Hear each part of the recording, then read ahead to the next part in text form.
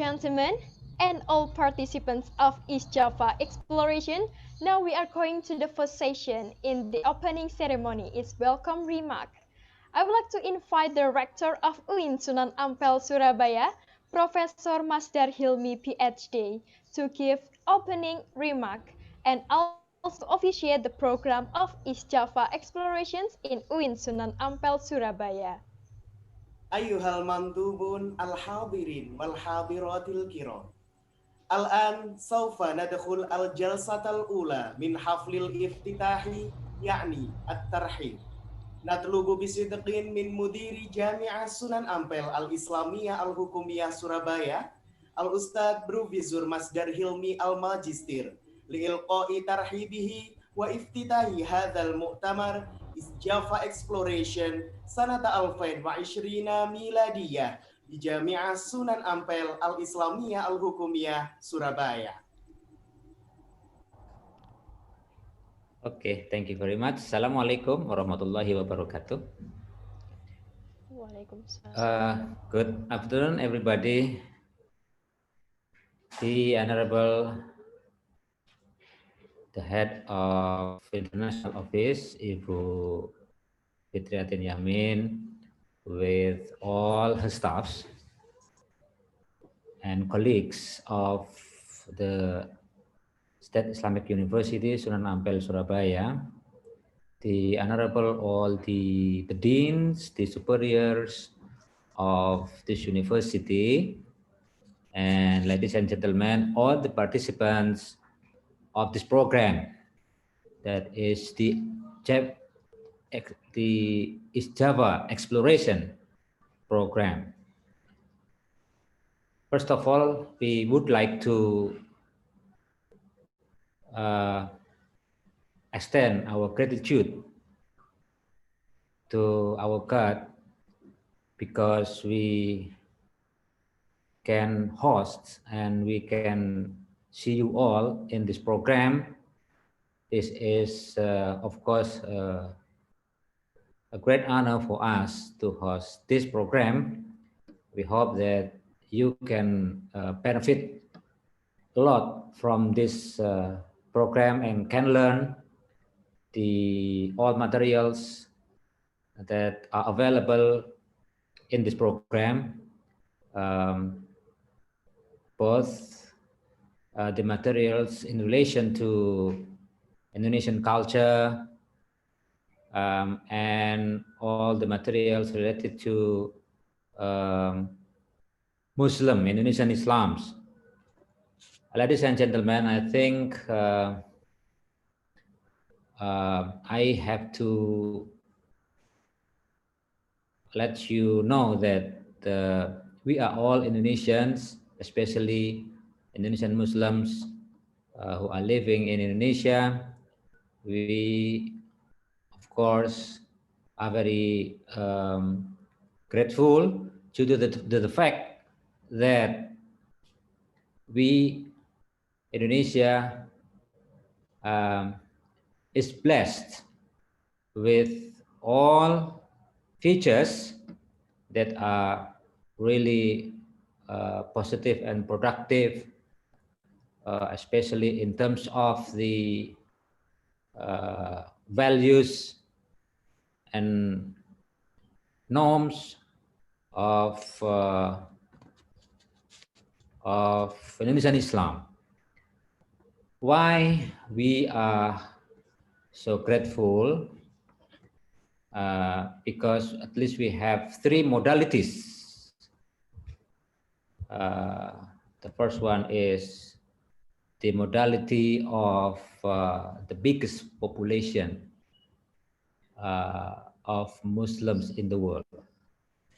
Indonesia has the largest Muslim population in the world that counts more than 200 million Muslims living here, meaning that more than 12% of Muslims now are living in this country. And some scholars have predicted that the dawn of Islamic civilization um, will will arise from this country. And I think the prediction is not an exaggeration, because we have modalities, and we have good future to develop a positive and productive religious experience, especially in terms of Islamic civilization.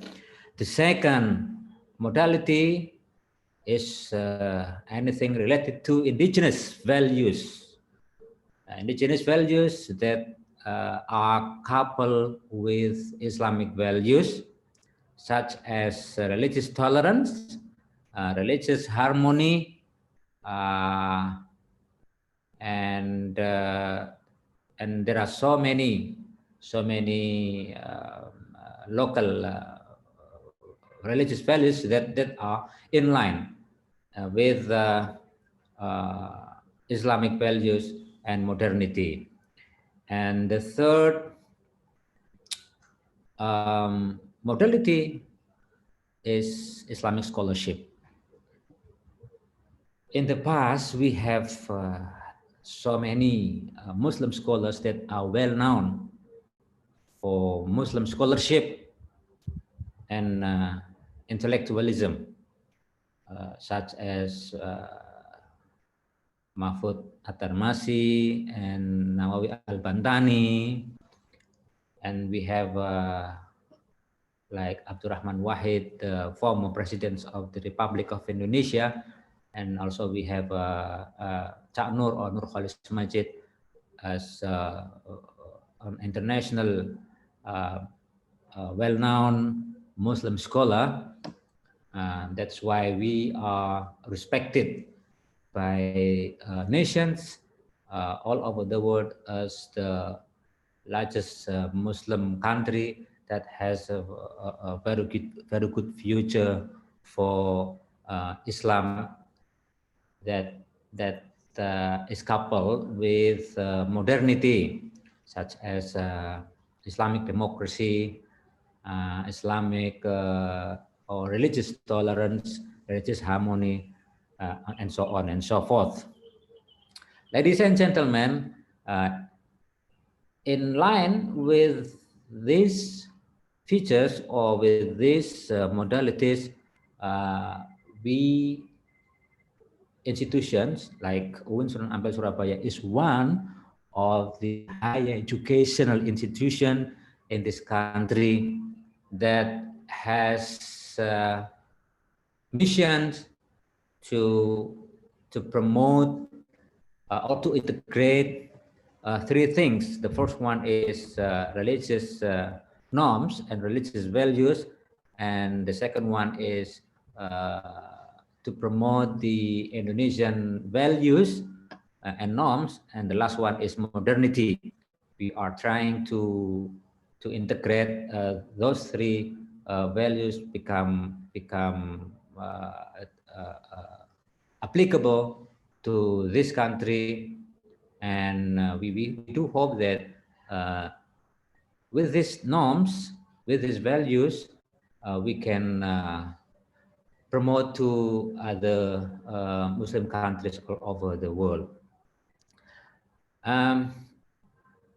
As we have also known that the name of Sunan Ampel is taken from one of the highly respected 9 saints of Muslim in Java, who lived in the 16th century Indonesia.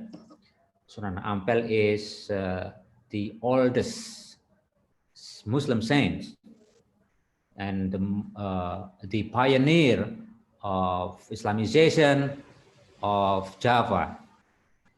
And we are proud to have his name on our institution because the name or Sunan Ampel is one of the most respected Muslim saints.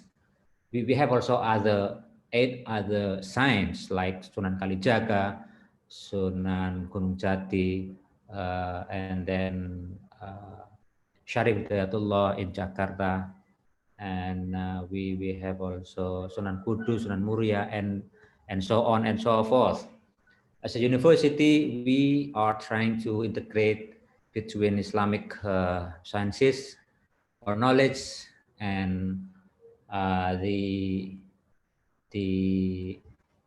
general ones, general sciences like science and technology. We have 9 faculties. The 5 ones are coming from all faculties under this Islamic Institute, and the 4 other faculties are the new ones who have been added since we have been transformed into Islamic State University in 2014, and we have more than 18,000 students. Some of them are international students from Malaysia, from China, from Thailand, the Philippines, and also from some of the Middle Eastern countries like Libya and Somalia.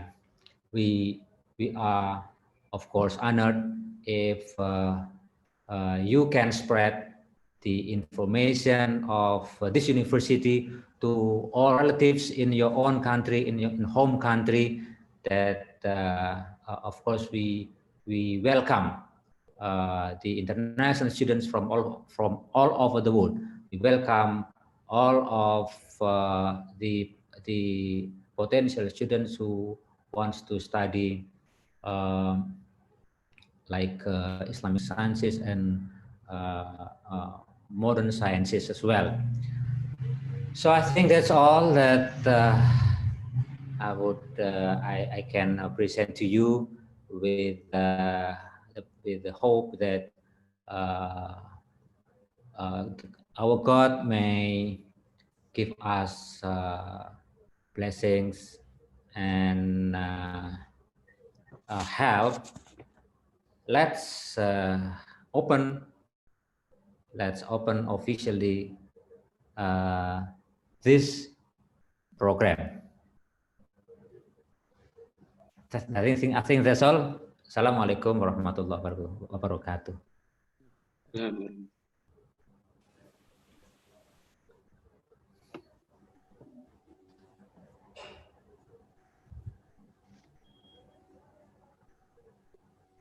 Sudah, Mbak. Terima kasih. Thank you very much.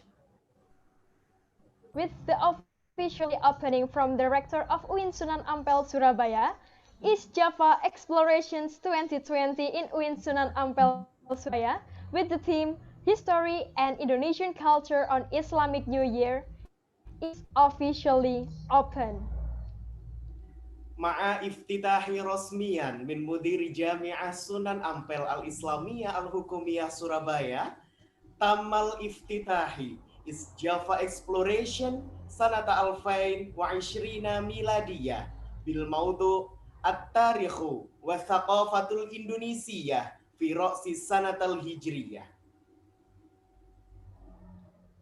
Ladies and gentlemen, and all the participants, before closing this opening ceremony, I would like to invite Dr. Muhammad Salik to lead the dua recitation. Ayyuhal mandubun al-hadirin wal hadiratil kiram, qabla intihai haflal iftitahi, sanad'ul Ustadz Muhammad Salik al-Majistir karoisi qismil lughah liqira'atid du'a. Assalamualaikum warahmatullahi wabarakatuh.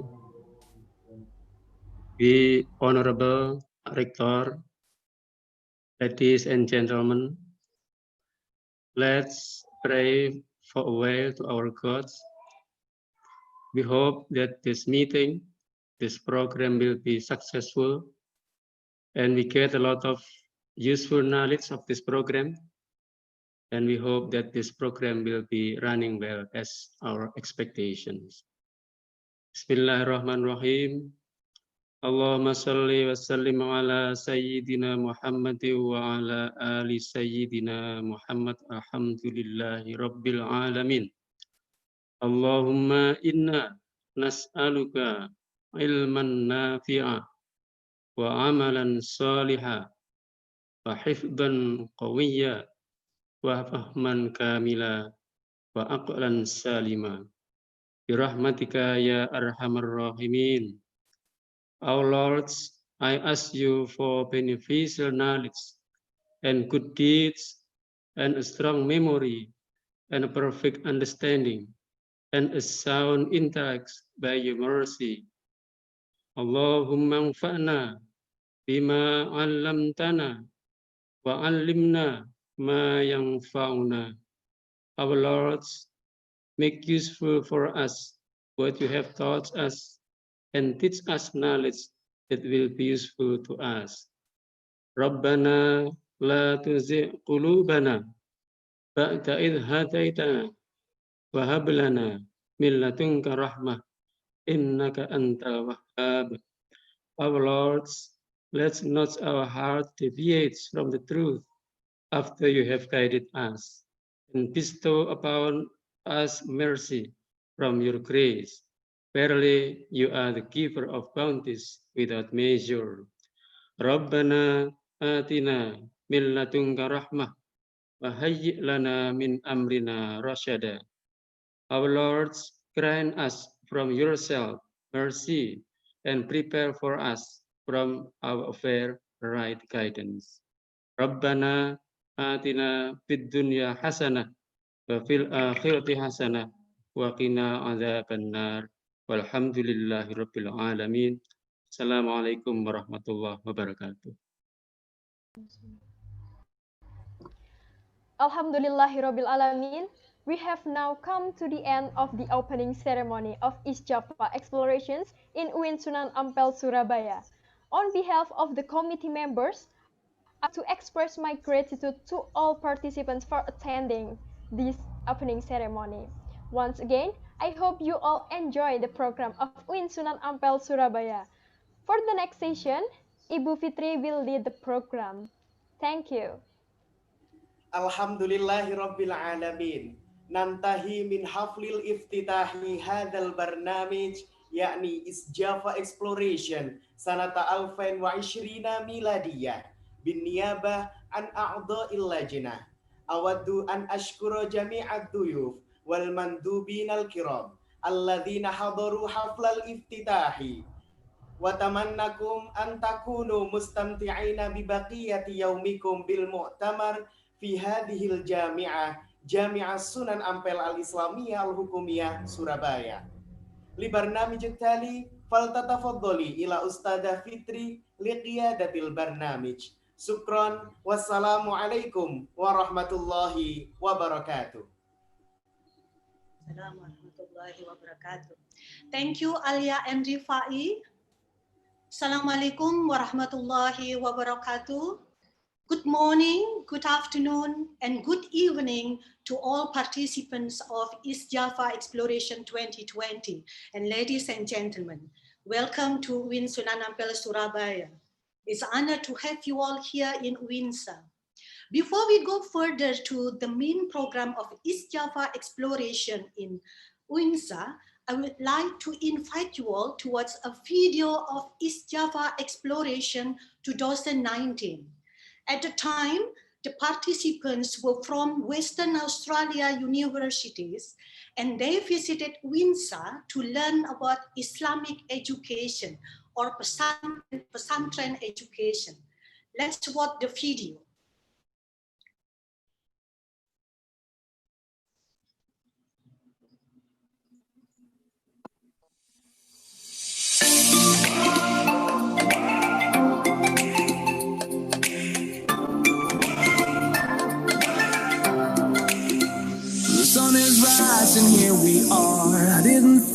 we come this far. I just feel it. This is truly where I belong. Making my way down Ocean Drive. Hungover people pass me by. I know they feel it. Yeah, they feel the way that I do right now. Lost in Miami and we were too drunk, but it was only you and I. Only you and I. Can we go back to the times we were reckless and free? Just you and me. So take me back to South Beach. We were young and stupid, and that was all that we had. Take me back to then. Under the palm tree, it was only you and me. Getting drunk on Hennessy. Sorry, we will play another video.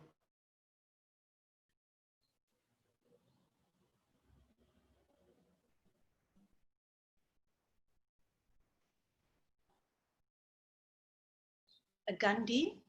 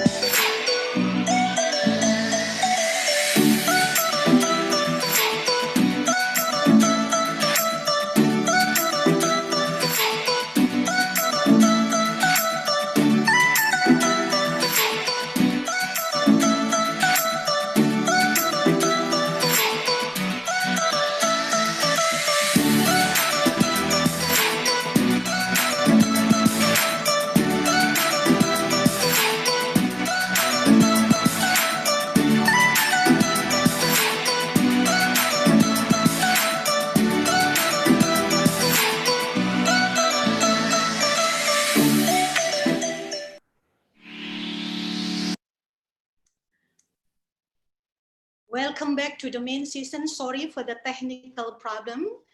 As you can see in the video, the participants do not only learn about the theory, but they also have opportunity to visit Islamic boarding schools in Jombang to see directly the education system in Pesantren.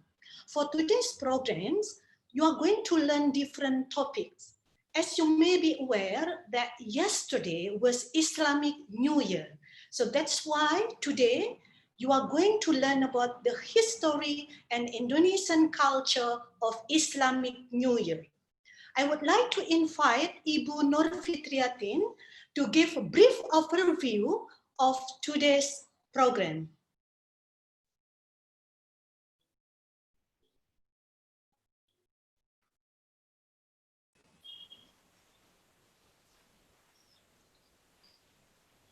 Ibu Nur Fitriatin.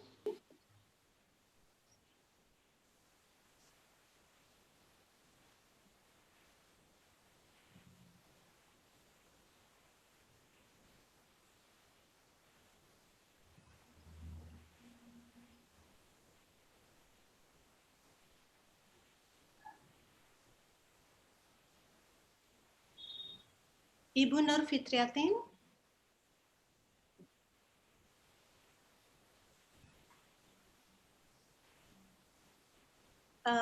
Okay.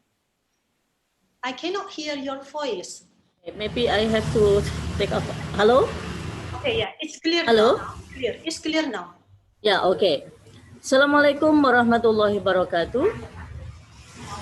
Good morning, good afternoon, and good evening for all participants. The Honorable Rector UIN Sunan Ampel, Surabaya, Professor Dr. Bastar Hilmi, and the Honorable the speaker today, Professor Ahmad Muzaki. Welcome to UIN Sunan Ampel, Surabaya, to all participants. And today's agenda for East Java exploration is learning about history and culture, means Islamic culture, Islamic New Year. And for today's theme, as Ibu Fitri mentioned before, is about history and culture. And today, UIN Sunan Ampel, or we call it UINSA Surabaya, as the host for East Java exploration. And as you know that UIN Sunan Ampel is one of, or the only Islamic state higher education in Surabaya. That's why our theme today is about how we celebrate Islamic New Year. Ladies and gentlemen, um, the objective of our topic today is uh, ex- to explain or to provide an understanding of history and tradition of Islamic New Year celebration in different regions, including Indonesia. And we are going to learn many examples about cultural tradition and also activities to show the performance of Muslim community. This program is divided into 3 sessions. The first session is the lecturing, okay, with the title of Celebration of Islamic New Year in Different Regions, the History and Tradition. It will be delivered by Professor Ahmad Muzaki, PhD. And in this session, we are going to explore the meaning of the Islamic New Year, or we call it Muharram, and its cultural tradition and activities. We are also going to learn deeply why community preserve this tradition. And then the next session or second session will be learning how to play rebana. So we are going to learn step by step playing rebana. It will be very interesting, I think. And it will be delivered by students from Arabic language department. Then in the last session, the third session, we are going to learn about what does Muharram mean? What does Islamic New Year mean? And also, what are the examples? And we are also going to learn about special foods in Muharram celebration. That's 3 sessions that we are going to learn today, and we wish you enjoy the program. Thank you very much. Assalamualaikum warahmatullahi wabarakatuh. Waalaikumsalam warahmatullahi wabarakatuh.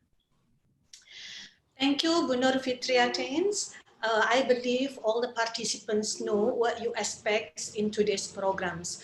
Before we go further to the main activity, okay, let's remove our body little bit, okay? Okay, let's remove our body little bit. I know that you will stay in front of computer or laptop for the next 2 hours, okay? So it's not short, it's very long. Okay, so let's do yell together. Do you still remember in the first day of your participation, Bu Maria from Institute Technology of Surabaya asked you to move your body and show your expression. Okay, after she said East Java exploration. Okay, so you need to yell right at that time, but we will do the same thing. But for this time, I would like you to respond to my statement. So when I say East Java exploration, you respond to we love it. Okay, do you understand? Do you get? Do you get what I mean? So Yeah. I will say East Java exploration. Then you say we love it, but please give your expression, not just like this, but give your expression that you enjoy the activities. Okay. But before we do it, could you please unmute your speaker so I can hear your voice? Okay, please unmute your speaker first so I can hear your voice. Okay, all participants, could you unmute your speaker? Yes, ma'am. Thank you. Yes, Yeah. ma'am. Okay, when you are ready, you will say East Java exploration, and then you say we love it with expression. Okay. Yes, ma'am. Okay, can we start it now? Yes. Yes, ma'am. Okay, let's do it. East Java exploration. We love it. Once more. Oh. East Java exploration. We love it. Thank you, everyone. Thank you. Okay. Now I can see the energy. Okay, and you are ready now for the next section.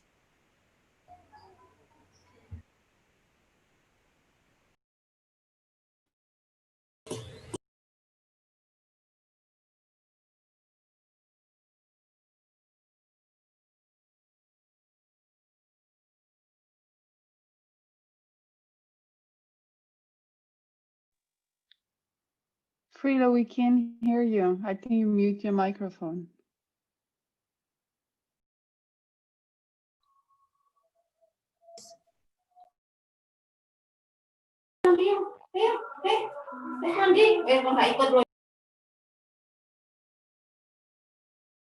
Unmute.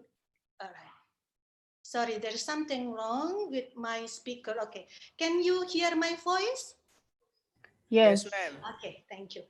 Okay, as Bu Nur Fitriatian said, the first session is about celebration of Islamic New Year in different regions, the history and the tradition. I would like to invite Professor Ahmad Muzaki to discuss about the topic. I would also inform to all of you that if you have any questions regarding the discussed topic by Professor Muzaki, please write the question in a chat box or you can raise hand. Okay, Professor Muzaki would be very happy to respond to your question after he finishes his presentation. Ladies and gentlemen, please welcome Professor Ahmad Muzaki. Thanks very much, Ibu Fitria. Assalamualaikum warahmatullahi wabarakatuh. Waalaikumsalam warahmatullahi Good afternoon, good morning, good evening, everybody from different parts of the world. Welcome to the session on, or to the presentation on the celebration of Islamic calendar, Islamic New Year. We're looking more closely at the history and also tradition of this Islamic New Year in different parts, especially in East Java. And to give you an overview how now the celebration of Islamic New Year in East Java, one point I would like to make that this event, annual event of celebration of Islamic New Year, new calendar, people, especially Muslims around different parts of Indonesia, especially in Java, commemorate this Islamic new calendar with different kinds of activities. And now I would say some point. That is that people now get or keeps commodifying the event and making Islamic or the celebration of Islamic New Year as a commodity or a business for profit purposes. And to give you an overview how the commodifications comes, could somebody please help me to play the short video about Satu Suro? The short video. Could somebody please play the short video about Satu Suro? Yes, Yes, thank Gandhi.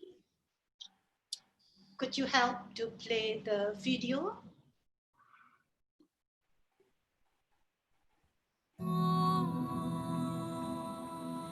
Ini kan anak pertama kali. Kelahirannya harus spesial. Makasih ya, Mas. Kamu jagain ibu ya.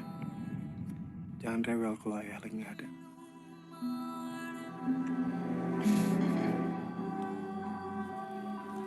Banyak sekali melatihnya, Bu. Sebentar lagi ini kan malam Satu Suro. Ya semuanya tuh harus disiapkan.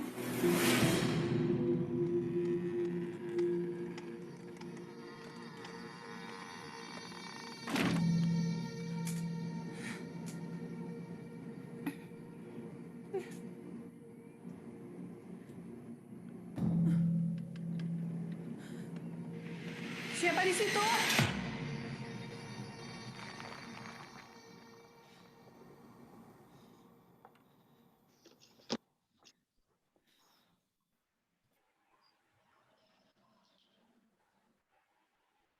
Mas Bayu.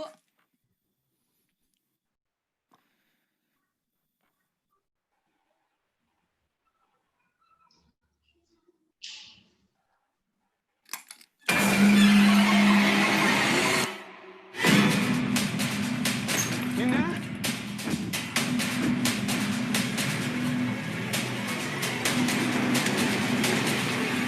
Sus!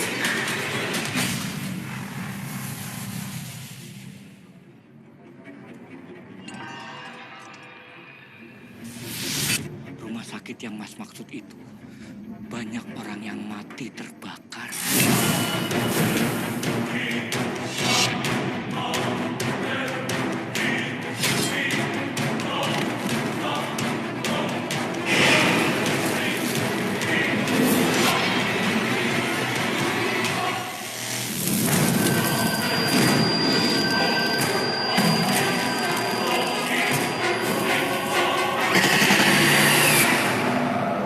Malam Satu Suro adalah hari rayanya makhluk halus, lebarannya para setan.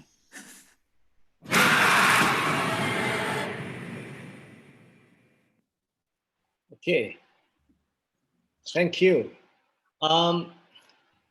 That is not the documentary video or film about the East Java exploration. No, it's about how people commodify the first day of Muharram, the first month within the Islamic calendar in Islamic world.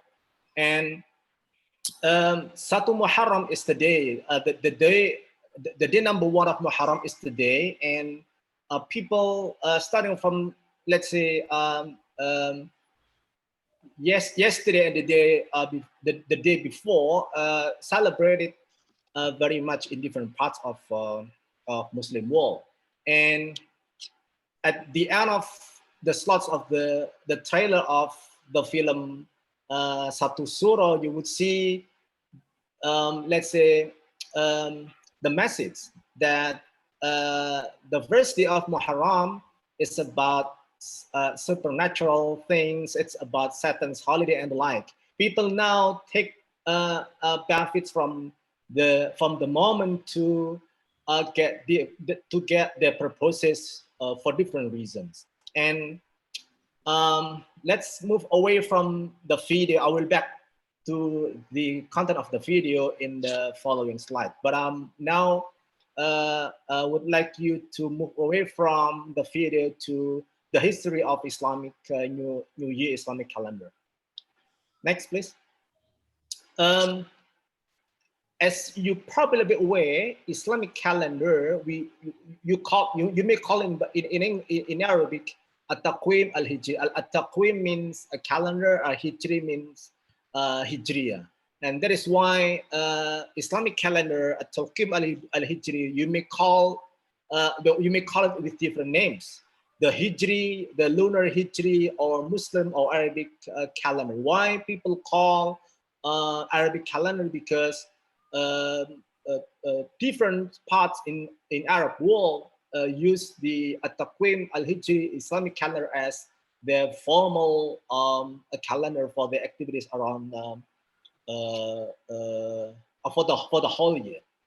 But then the main issue behind how Muslims in the first history of this religion formulated Islamic calendar, the debate arose between them when to start the date for Islamic calendar.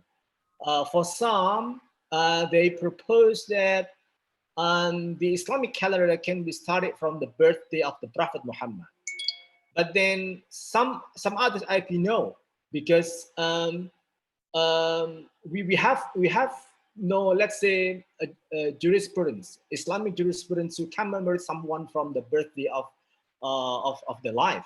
And that is why the second group proposed that the Islamic calendar can be started from the death day of the Prophet Muhammad.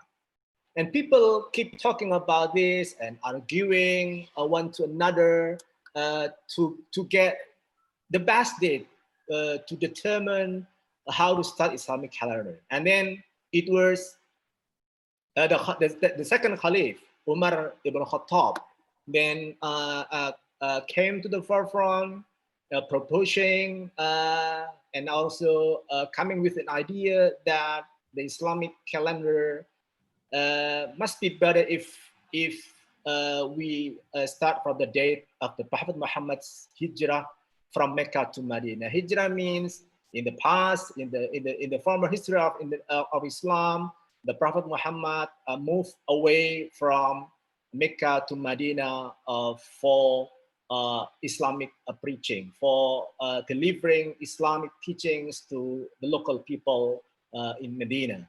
And the date of the Prophet Muhammad moving away from Mecca to Medina, they call it the date of Hijrah. And that is why people came to the share zone of argument that Islamic calendar can be started from the date where when the Prophet Muhammad started the hijrah from Mecca to Medina. And that is why the Islamic calendar, the first day, the first month is Muharram, and then the first day of Muharram, the first month in the Islamic calendar also can be similarized with the first day of Hijriya. That is the issue behind how we understand Islamic calendar in comparison to the Gregorian calendar in the global world. Next. The next issue would be about what is Islamic calendar and how Muslims see the Islamic calendar quite important for their life. The Islamic calendar it's a lunar system of calendar. It's different from the Gregorian system of calendar, which is not lunar but a solar system of calendar. It's the same, consisting of 12 months in a year, but because they different in calculating the date, and also how to start the day and night, and that is why we see the Gregorian system, the lunar system, and also the solar system in terms of the number of the days in a whole year. If you compare with Gregorian system of calendar or solar system of calendar, you would see the number of days in a year would be 365, while in lunar system of calendar, that is where Islamic calendar is based on, consisting of 354 or 355 days in the whole year. It's around 10 days less than the solar calendar used by Gregorian one. And why then Muslims see the Islamic calendar quite important for their life? Because Islamic calendar is quite important for them to determine the proper days, Islamic holidays, and also Islamic rituals. You would see also, if I give an example how it's quite important for Islamic rituals. In Islam, you have 5 pillars. 5 pillars in Islam. The Islamic calendar is quite important for the pillar number 2 till number 5. For the statement of the faith, you may do it, you may have it anytime around for the whole year. But starting from the pillar number 2 to number 5, it's in Arabic, we call it in Arabic mu'aqqatan. It has every single pillar has its own time. I give an example.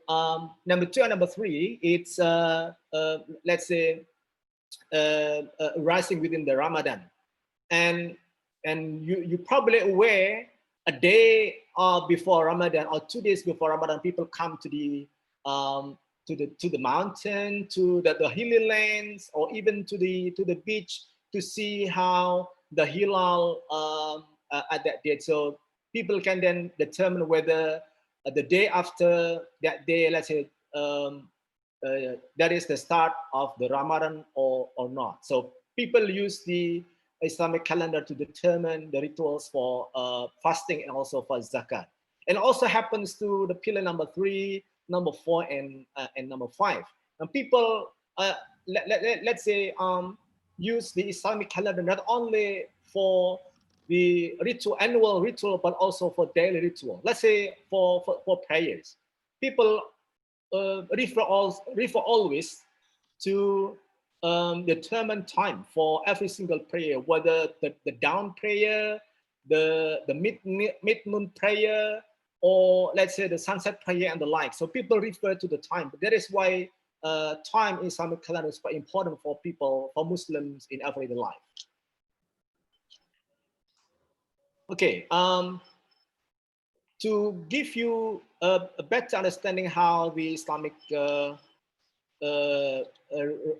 calendar is quite important in Indonesia, I give an overview of how the Indonesian government, Indonesian constitution see religions in their eyes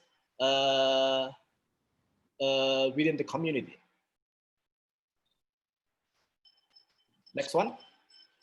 Okay, as you also probably aware, we have a 5 philosophical basis for the state.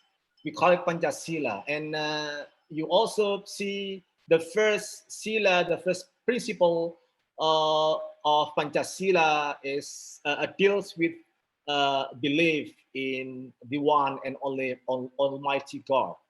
And Tuhan Yang Maha Esa, the belief in the one and only Almighty God is the first principle of the Pancasila. And that is why, let's say, atheism, agnosticism, and the like cannot be accepted in the eyes of the Constitution, because Indonesian Constitution only relies on one religion that is believed in one and only Almighty God. But at the same time, we also Indonesian Constitution call us to maintain the principle of Bhinneka Tunggal Ika, unity in diversity, national. That is national motto for Indonesia, and that is why if you have, even though you have a different religions, even though you have a neighbor, you have a colleague at the university, you have a friend within the society with different kind of religion they believe, they follow. You have to understand, you have to be aware from the beginning that we are in the same boat as an Indonesian nation, because whatever the religion you have, but we are united in diversity. That is why religion is quite important in Indonesia. When I was in Australia, I have a friend asking me, "Hey Zaki, why religion is quite important for you in Indonesia?" And I asked him back, "What do you think of religion for Australians?" Yeah, because we are not seeing religion as part of our life, because every single aspect of life, the state government comes down to see and to comes with the solution. So we have a different experience, different history and the like. But Indonesia, see religions is quite important for community life. Next. Okay, but I give you an overview how then the growth of different religions, the percentage and the like for every single followers of the religion is quite changing over time. Let's say from 1972 to 2000, the number of Muslims getting lower than in the 1997 and then 1971, but the annual growth and is only 1.9%. But Christians quite growing in comparison to 1971 with the annual growth 2.5. See here let's say the dynamics of religious development within the state of Indonesia. Next.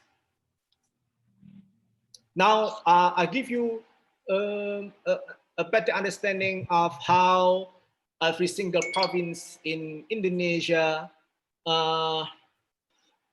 has its own a global picture of religiosity and also difference in having religion followed by the community. If you see this this table, this data, you would see that all the provinces in Java, mostly predominantly Muslims, even though the percentage is quite dynamic between one to another. And the second regions, the second island in Indonesia, which Muslims are predominantly staying in the province of North, let's say, West Sumatra, and the least one for Muslims are in Bali.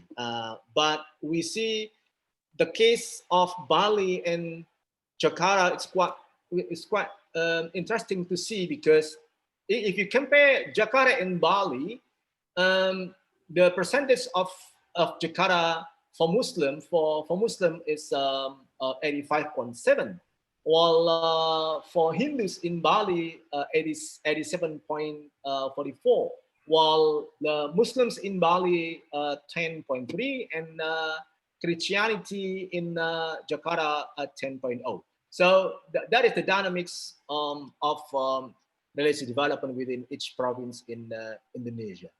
How then the outer islands of Indonesia concerning the percentage of religion? Next. Okay, see the least one for Muslims is in East Nusa Tenggara, yeah, only 8.8. While in Papua, Muslims in Papua, it's quite interesting to see 24.2. That is let's say threefold of East Nusa Tenggara. It's quite high in terms of the number. But one thing I would like to say, that the rise, the growing number of Muslims in Papua is not from the local indigenous population of Papua, but mostly coming from the outer islands. Okay, next. Well, to give you just a basic knowledge about Islam, that in not every single aspects of life are determined legally through the Quran and the Hadith. The Quran means the holy book, and the Hadith is the collection of the Prophet Muhammad's actions and saying.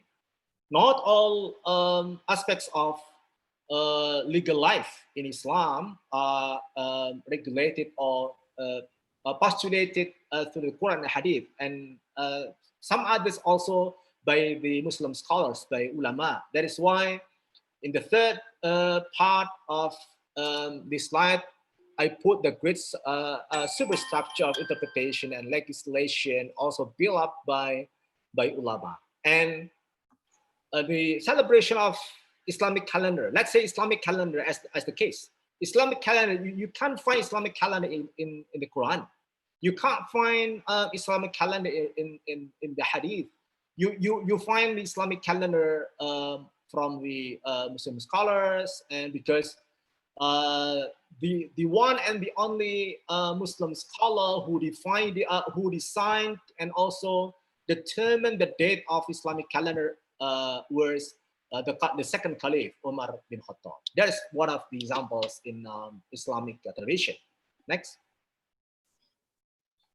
Okay, in modern Indonesia, people would see the commemoration, the celebration of Islamic New Calendar, Islamic New Year in different ways. I can give you let's say, two big wings within Indonesian Muslim. Traditionalist and modernist.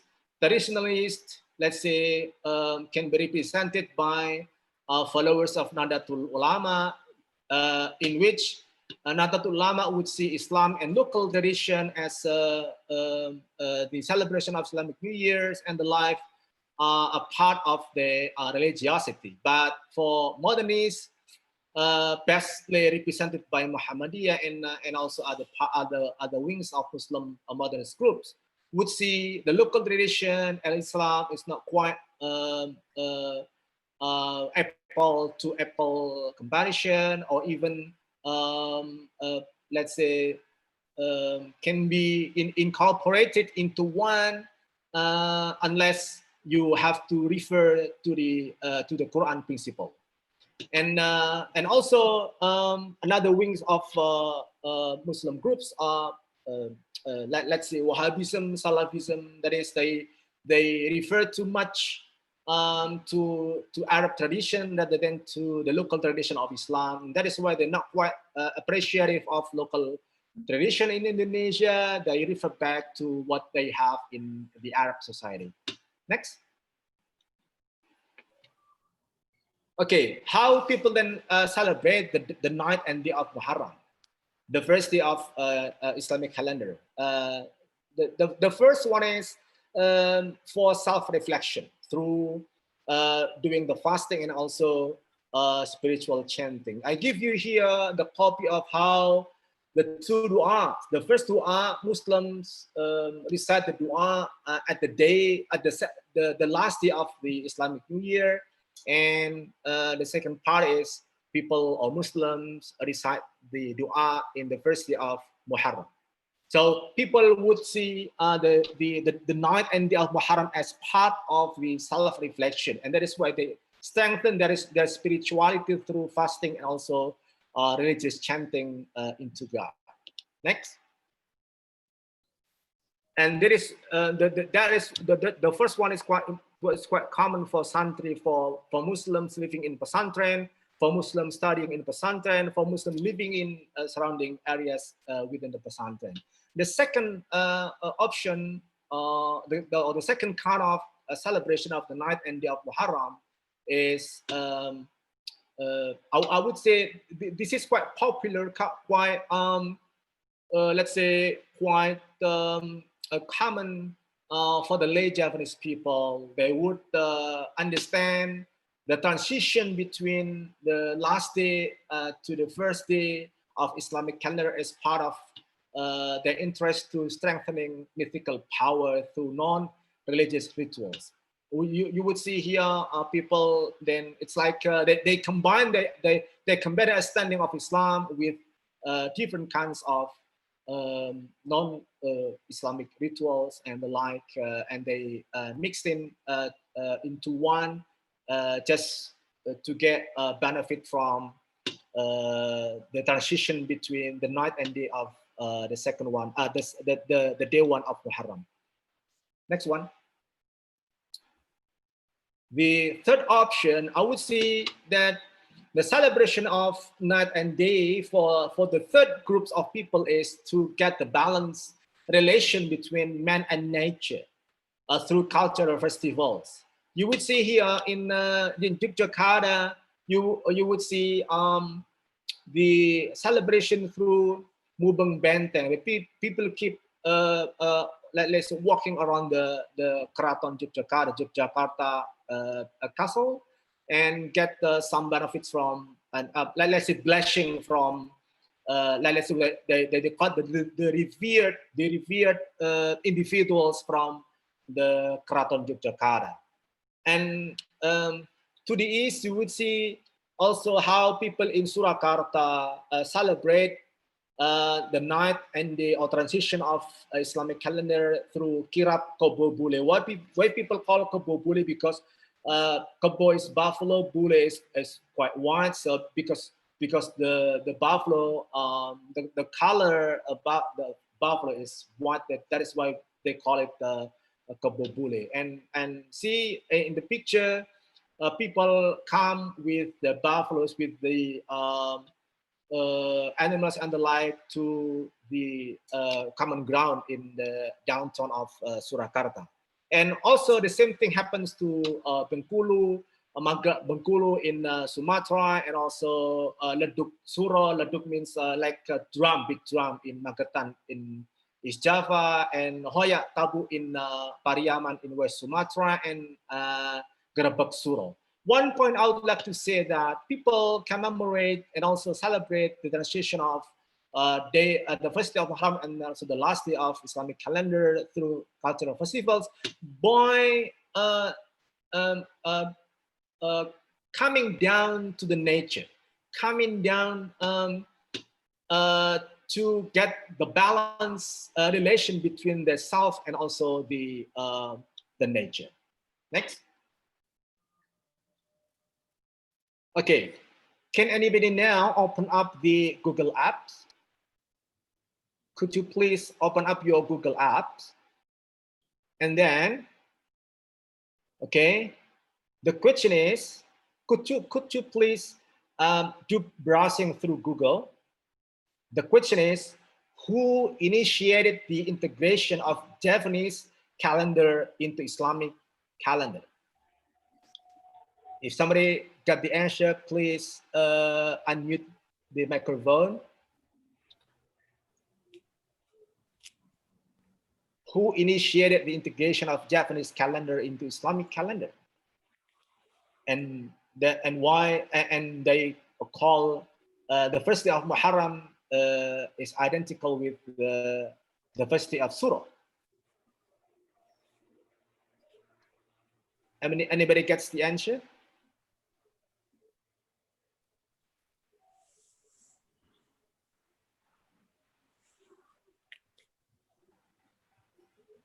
Anybody gets the answer?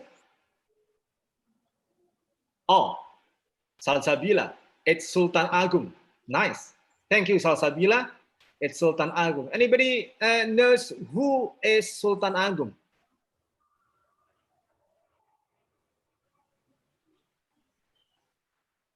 Who is Sultan Agung?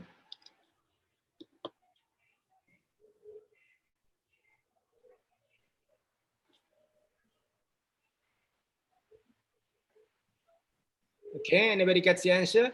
Oh, Sultan Agung, Sofia, the third Sultan of Mataram in Central Java. Nice. Janda, Sahira, and oh, wonderful, wonderful participants. Very active, very productive. Yes, Sultan Agung is the third king in Islamic Mataram in Yogyakarta, and he was the one who integrated the Javanese calendar into Islamic calendar for the first time. And that is why Satu Muharram is the same as satu suro, because they changed from the Javanese system of calendar into Islamic calendar. Okay, thank you everybody. And now could you open up your YouTube app and write up the phrase satu suro. The question is, what do you have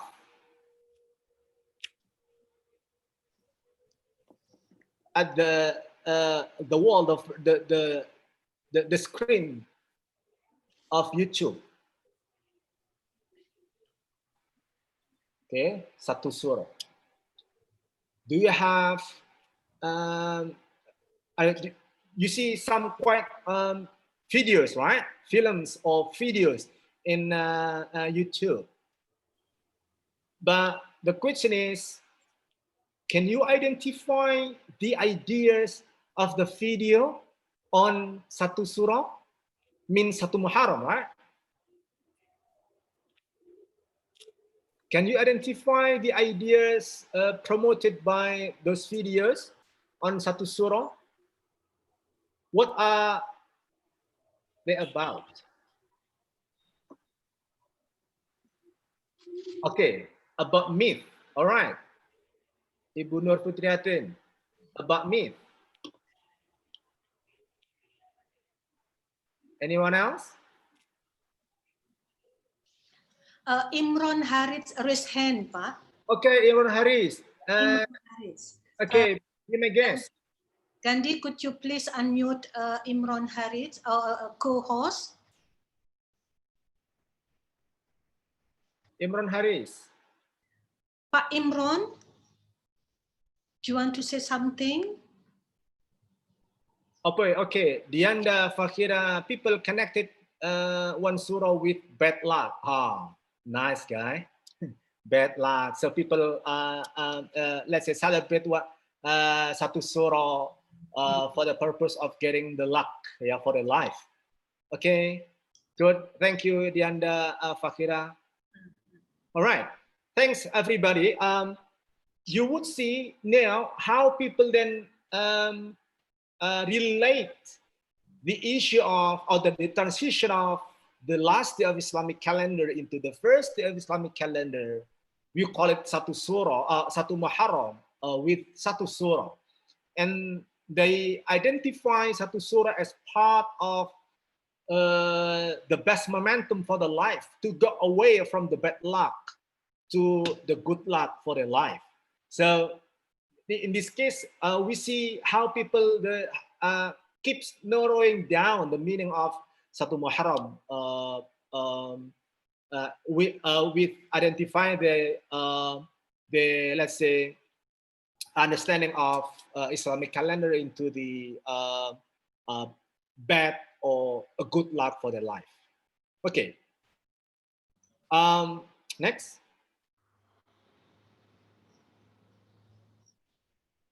Next slide. Okay, see, one point I would like to raise before coming to the end of my presentation, I would see there is a media morphosis. Media morphosis means people now transmit or change the traditions.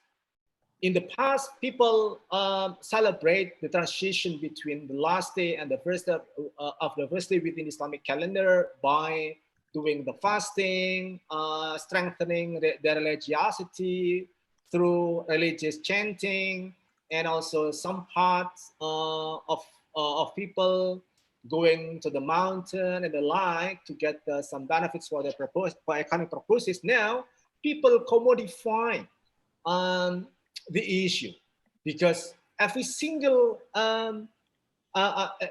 every time the Islamic calendar starts, or the transition between the last and the first day of Muharram of Islamic calendar, people celebrate it a lot, and that is why some commodify the issue from rituals to movie. In the past, you would see Susanna, right? Susanna. Susanna is quite popular actress. If you mention the name Susanna, then you bear in your mind Susanna. Then let's say having a practical experience in mythical movies and the like.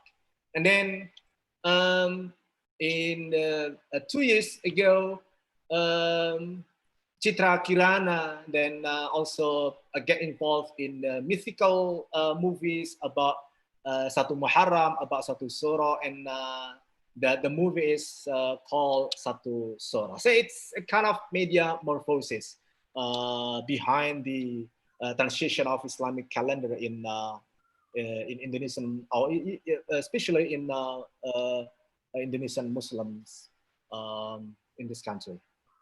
Okay, if you also let's say put the word Satu Muharram, you would see in the report they identify the journalists and also people identify Satu Muharram with Satu Suro, and also with mythical stories, mystery, and also so forth, and so on and so forth in dealing with the Islamic calendar for their life. Okay.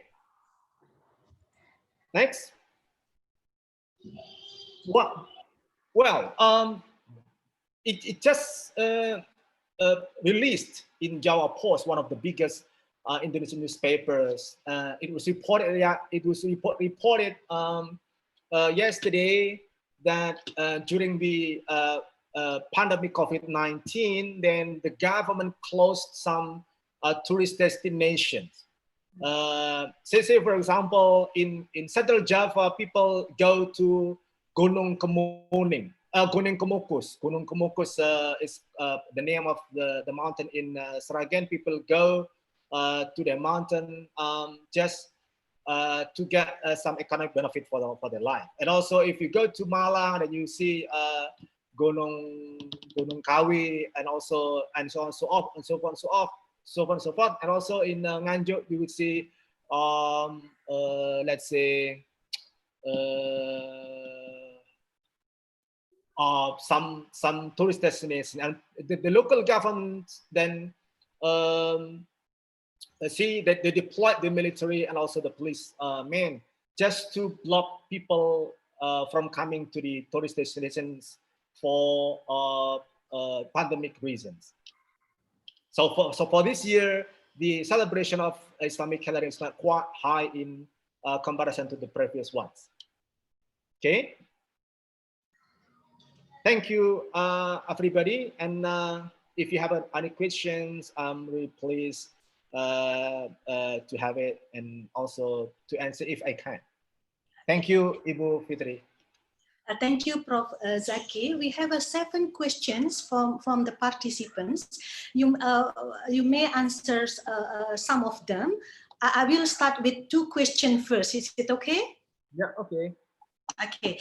The first questions, it's from Karina. The first and second question is from Karina from the University of Hamburg, German. Okay, the first question is about why does the Islamic calendar only have 344 days compared to the Gregorian calendar with 365 days? So okay, that's the first. Do you want to answer directly? Good question, Ibu Fitri.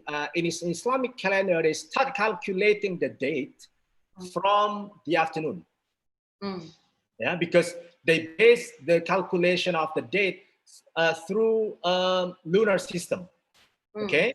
Well, in Gregorian one, because they base their calculation on the solar system, then that is why they quite different in the sense of how or when they start of calculating, and that is why they have a different at the end of the day, for the whole year they have a different number of days, which in Islamic calendar they have less in terms of number in comparison to Gregorian one, 10 to 11 days, yeah, for the whole year. Okay, I think that's already answered your question, Karina. Okay, another question, the same is from Karina.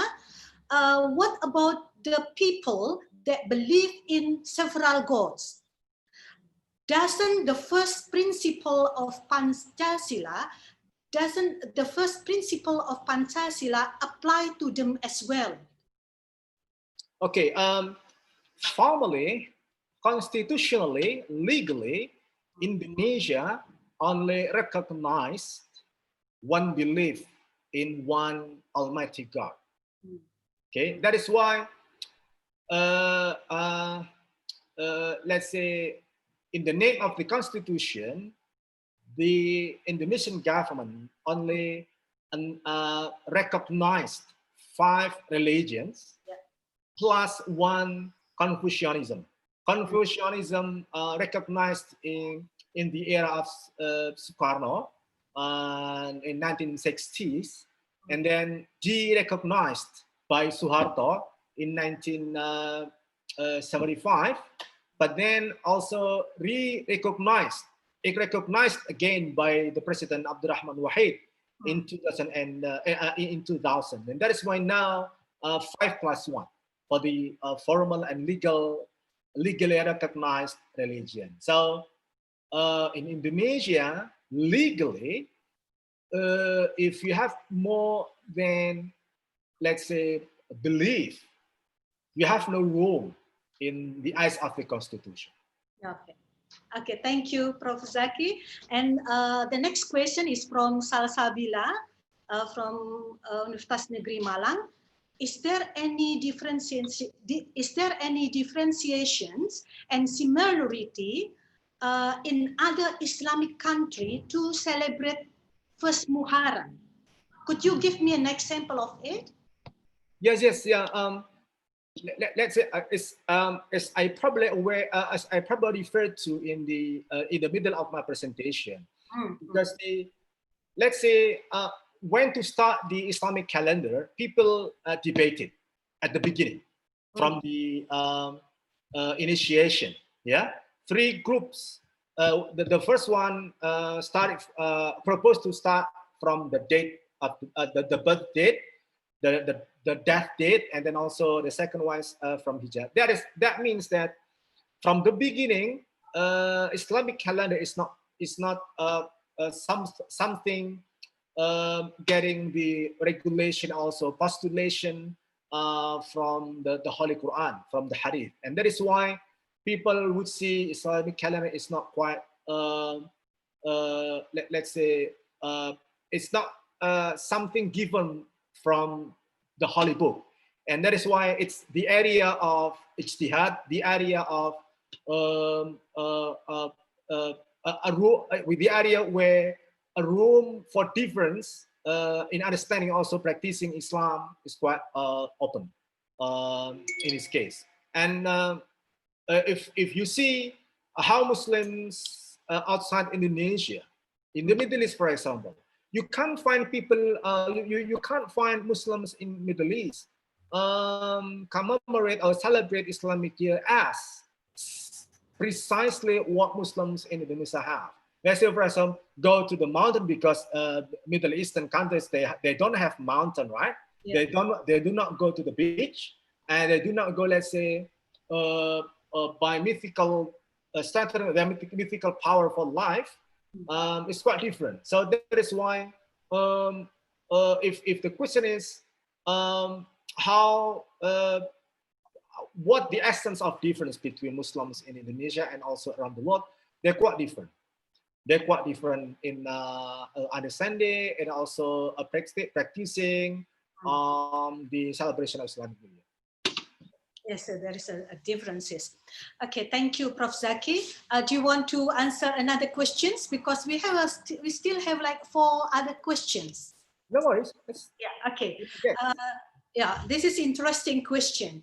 If Indonesia is diverse country, why are atheists not acceptable in this country? Okay. Is the variety meant only in certain aspects? Yeah, see, the Constitution is so historical. The history of populations in Indonesia are quite different if you compare to the history of or historical experiences of population across the world. And constitution comes from the living values and also the practical experience of population. So if the question is, Indonesia is a diverse country, yes. Yeah. But in terms of the belief, the constitution only recognizes. The constitution sets up a principle that every single person in Indonesia has to believe in the one and the only Almighty God. And the government of Indonesia translates this principle of constitution into the regulation that recognizes only 5+1. It's only 6 legal and formal religion in the eyes of constitution. Okay, yes, thank you, Prof. Zaki. And this is about the Muslim opportunity in Indonesia. Okay, if you are Muslim in Indonesia, do you consider it as advantage? For example, when they have opportunity to get the job, okay, looking for school, okay, compared to other with different religions. Say again, Bu Fitri. Do you think is it advantage for Muslim in Indonesia, for example, to get opportunity like jobs, looking for school, compared to other people from different religions with different religions? Yeah. The advantage does not only apply for Muslims. Okay. The advantage applies to every single person in Indonesia. You can't treat someone in this country based on his or her own religion, because the constitution says that every single person in this country has their own right to get a job and also to get well paid in this country, as let's say the constitution number, let's say the verse 28D, yeah, says that not only the job but also getting well paid for the job. Okay, so we have the same opportunities, yeah. Yep. People with different religions. Okay, 2 more questions. It's about politicians, the belief in multiple gods. Was probably accepted in Pancasila to recognize the various religions in Indonesian society. Whether the belief in multiple was probably accepted is politicians accepted in Pancasila to recognize the various religions in Indonesian society. What do you think? Is belief in multiple God accepted in Indonesia? Yeah, as I indicated before, the Constitution only sets up the basic principle that every single person in Indonesia has to believe in the one and only. The idea is good, the one and the only. Yeah. Oh yes. Yeah. The one and the only. You may have the one, but you have no only. So you may have the one here and one in another place. Yeah. So the idea is the one and the only Almighty God. So the Constitution is the basic philosophical basis for our life in as a nation. But that is why we have to refer back everything to the Constitution. Okay, yes, I think that's all. It's already answered the question. One more question, this one. In Indonesia, I often find dispute between Muslims and Christians, which of course are not in accordance with the first preserved in Pancasila.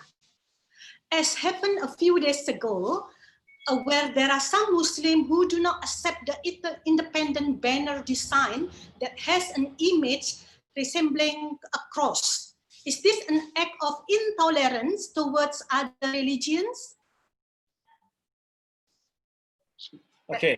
I'm extraordinarily honored to be here, right? Because the questions come from different perspectives. Even though we focus on Islamic the celebration of Islamic New Year, but then the questions goes expands beyond more than that. Okay. Diversity, unity in diversity is one of our motto in Indonesia. Bhinneka Tunggal Ika. Yeah. The issue. This is very interesting question, because the question, if I reflect upon the question by referring back to the historical experience of Indonesian nations at the beginning of the independence, for example. If we refer back to the history, why then the elites of this country at that time, coming from different background of religion, okay, representing Islam, representing Christianity, representing Hinduism, representing Buddhism, but they're not quite, let's say, disputing in an aspect about public life, yeah, public life, because we believe that harmony is quite important. Harmony is prerequisite for development. The question is, why now people are getting more sensitive if they deal with a different religion? That means that yes, Indonesia is a country which can be the role model for religiosity in the global order. But then within internal population of Indonesia, we still have a problem. The question is, let's say, on the days before the Independence Day this year, the banner 75, the logo 75, okay, behind the number 75, people keep questioning whether the cross here resembles a certain religion and the like. Yeah. Come on, man, please be rationalistic in dealing with the public life, because Indonesia is not only, even though Indonesia is predominantly Muslims, but Indonesia is not one religion. Okay, Indonesia is not identical with one religion. Indonesia, yes, has principles of belief in one and only Almighty God, but then the translation of this principle can be varied from one to another. So we have a problem with that.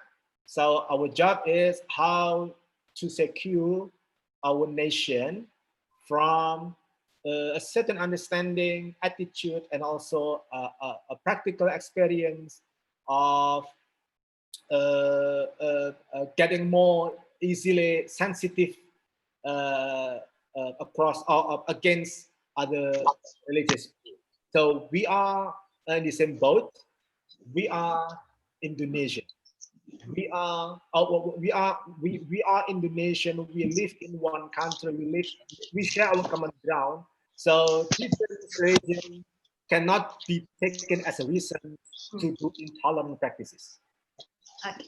Thank you very much, Professor Muzaki, for such thoughtful and comprehensive explanations about the history and tradition of Islamic New Year. But of course, expand beyond the topics, because we have a lot of questions from the participants. Please, everyone, give applause to Professor Ahmad Muzaki. Okay, I believe that the participants learn a lot of things from the discussion today. I'm sorry, we have to end this session. I cannot, where is it? I need to finish the sessions because we still have another session. Okay, before we continue to the next session, I remind you all to write a summary of the programs, okay? So what you have learned in UINSA, what topic that impressed you, and what area that need to be explored more. So what you write in the summary is important for us the improvement of future programs. Okay, so the committee will share the link in the chat box. Okay, so I would also like to remind you all that the due for the summary is a day after the program. So it's mean tomorrow. It should be tomorrow. The due is tomorrow. Okay. Okay. Don't forget to download the form and submit it. Your summary in the link, in the provided link. Okay, ladies and gentlemen, and all participants of EGX 2020.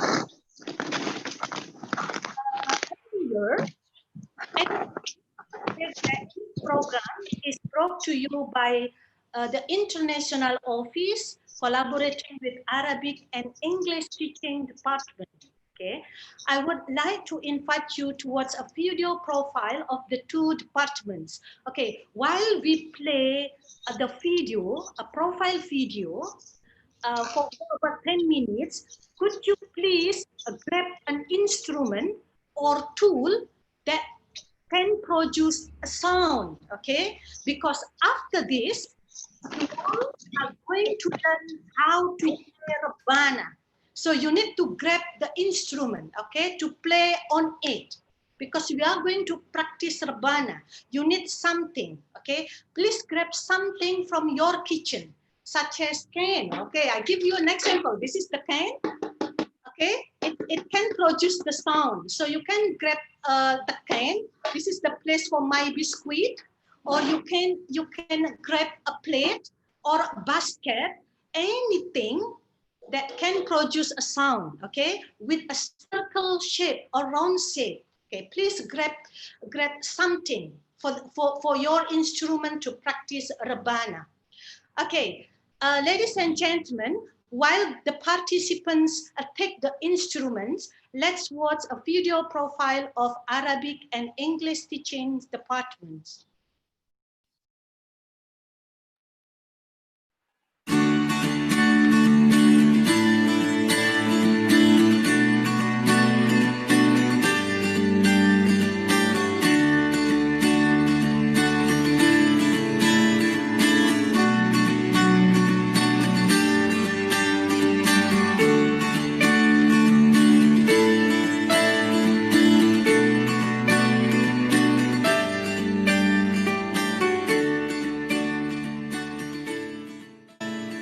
Assalamualaikum warahmatullahi wabarakatuh.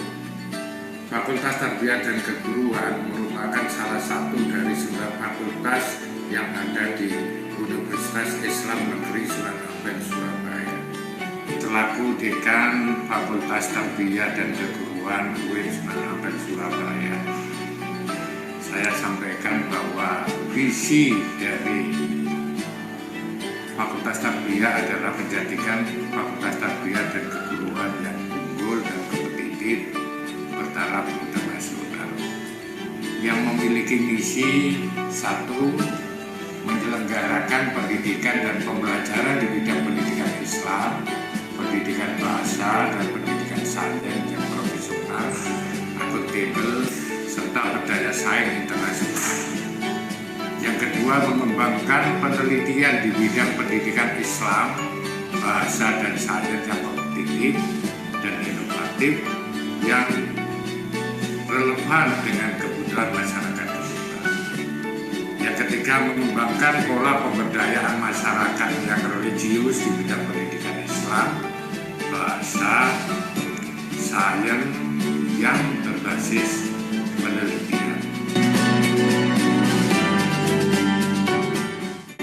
Ada beberapa jurusan yang terdapat pada Fakultas Tarbiyah dan Keguruan UIN Sunan Ampel, Surabaya. Salah satu di antaranya adalah jurusan Pendidikan Bahasa. Pada jurusan ini terdapat 2 program studi, yaitu program studi Pendidikan Bahasa Arab dan program studi Pendidikan Bahasa Inggris.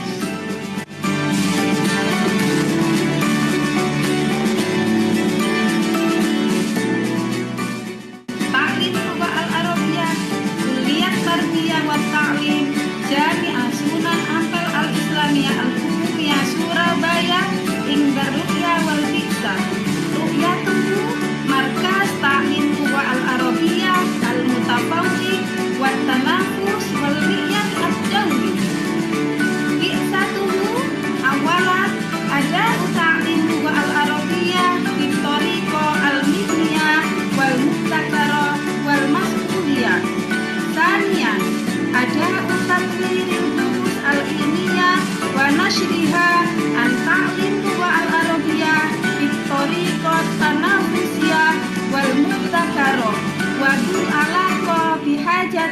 mustama al-an. Thalithan, ada'u khidmatil mustama anil lugha al-arabiyyah wa ta'limiha. Tahiyya Arabiyyah. Tahiyya Arabiyyah. Tahiyah Arabiyyah. Tahiyah Arabiyyah.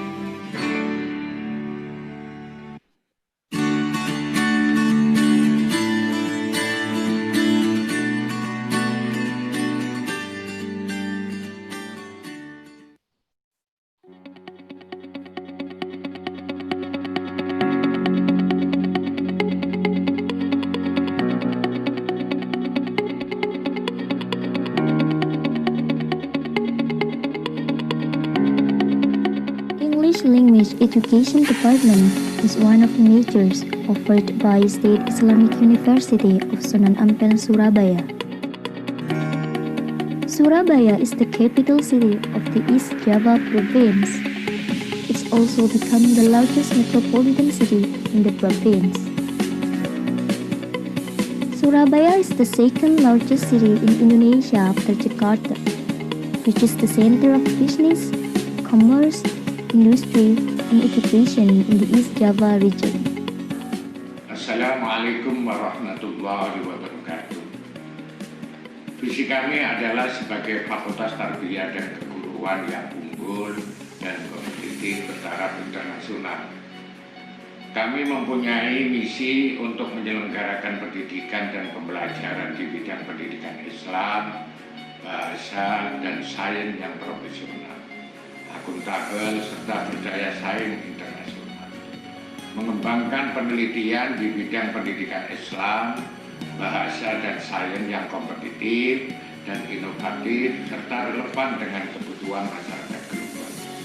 Pendidikan bahasa Inggris merupakan salah satu prodi yang berada di Fakultas Tarbiyah dan Keguruan, yang kami harapkan dapat bekerja sama dengan prodi-prodi lain di lingkungan Universitas Islam Negeri Sunan Ampel, Surabaya.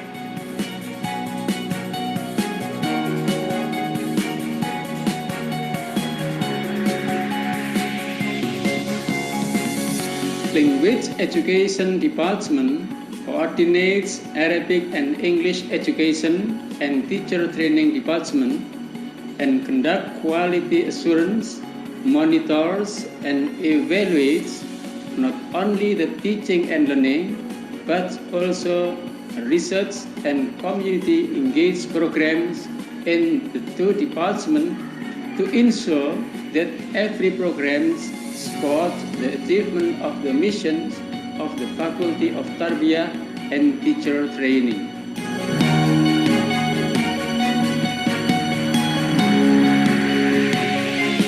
Our mission in the English language education and teacher training is to become center of excellent and innovative English language education with the Islamic characters.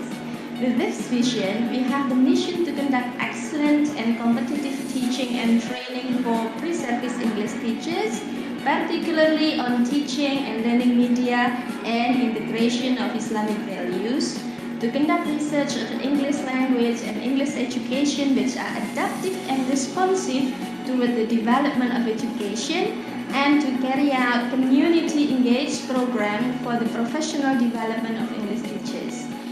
To support the achievement of our mission, we have worked together with the faculty, students, and community to conduct several programs such as our annual Jatim English competition, biannual international conference on English language teaching, and community engaged program with several schools in the region. We also publish Indonesian Journal of English Teaching, or IJET, to disseminate research findings as part of our contribution to the development of Indonesian ELT.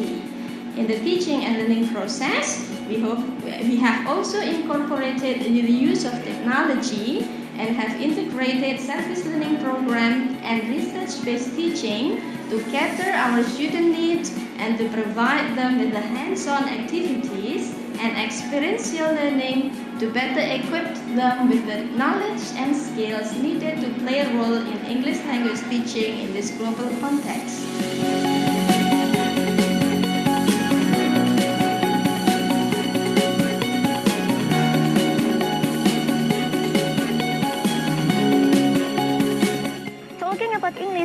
Education Department. I'm feeling lucky to have this major because it's like prestigious major. There are a lot of achievements that have been reached of this major, like debate competition and then speech competition or even documentary video competition. What I like while being a college student as the facilities, my favorite is the huge class with a huge window, so sunlight easily comes through the window. Enough fences and air conditioner that work very well. The lecturers who are teaching in ALD are absolutely amazing. They have highest intelligence on their own abilities, and some of them are graduates from abroad with scholarship that they got. The way they give us explanation and example of some topics are very clear and make us easy to understand about what they explain.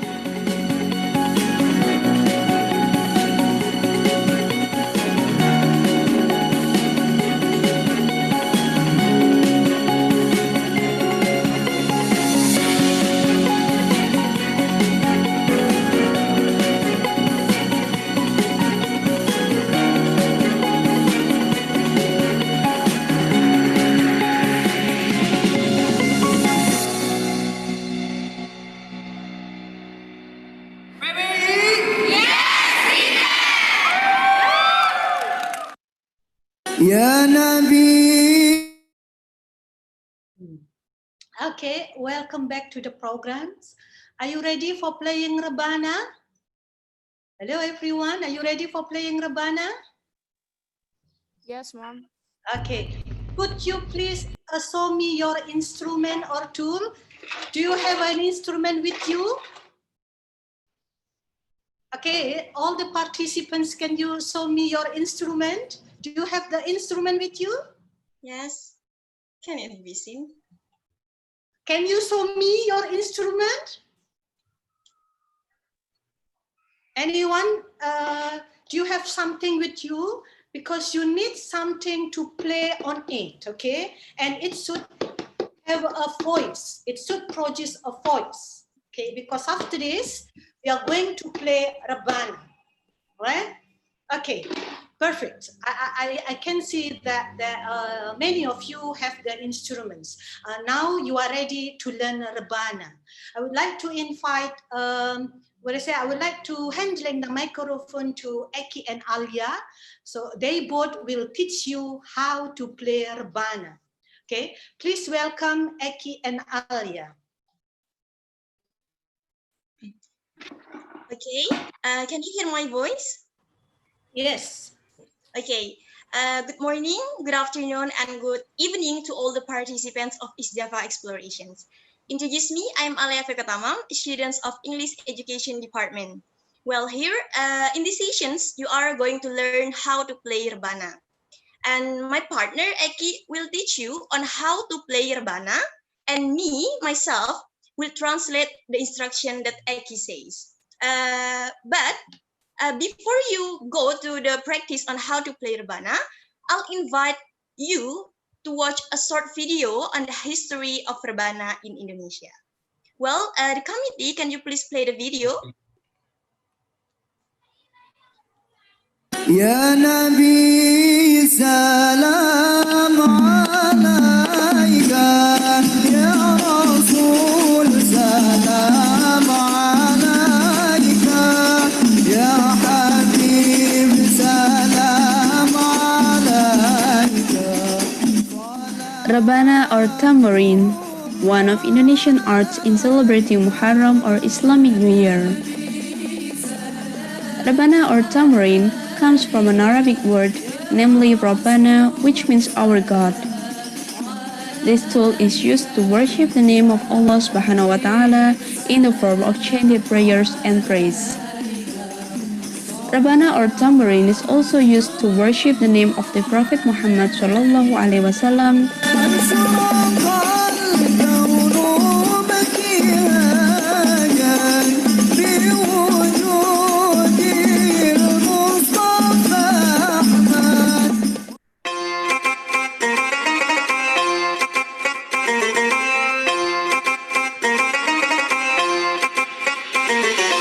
Rebana is a kind of traditional art tool made of wood in a circle shape and covered with animal skins attached.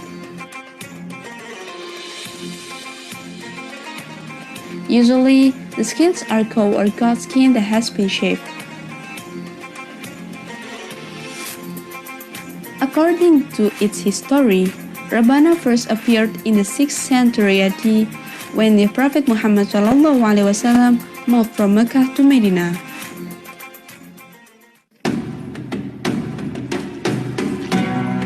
At that time, the Ansars welcomed Rasulullah SAW with a tambourine while reciting poetry. I see them! One of the poems that was sung at that time in "The full moon has risen above us. From the direction of Thaniyatul Wada, we must give thanks with a prayer to Allah only."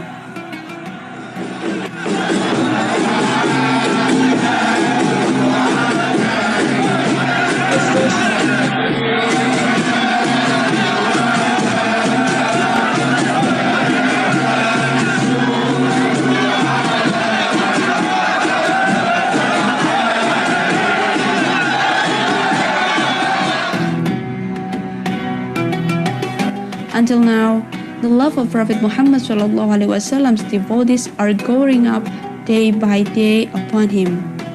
With using tambourine and poetry, they know more about the human who is being venerated by Allah subhanahu wa ta'ala.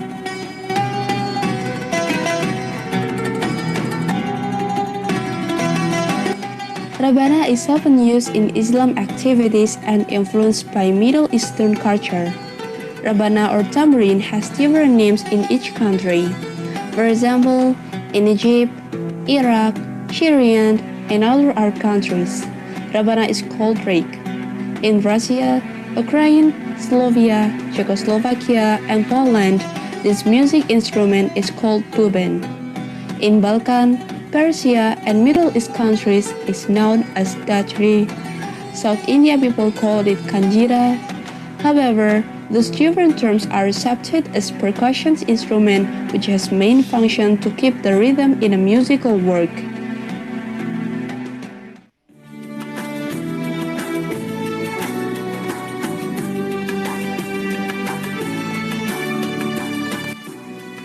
Rebana is also one of arts that has been growing and thriving in Indonesia since several centuries ago. In some regions, Rebana is known as hadroh art or flying art. Rebana was estimated existing in Indonesia since 13th century along with the spreading of Islam in Indonesia. In Indonesia, tambourine was first introduced by Habib Ali bin Muhammad bin Hussein al-Habshi.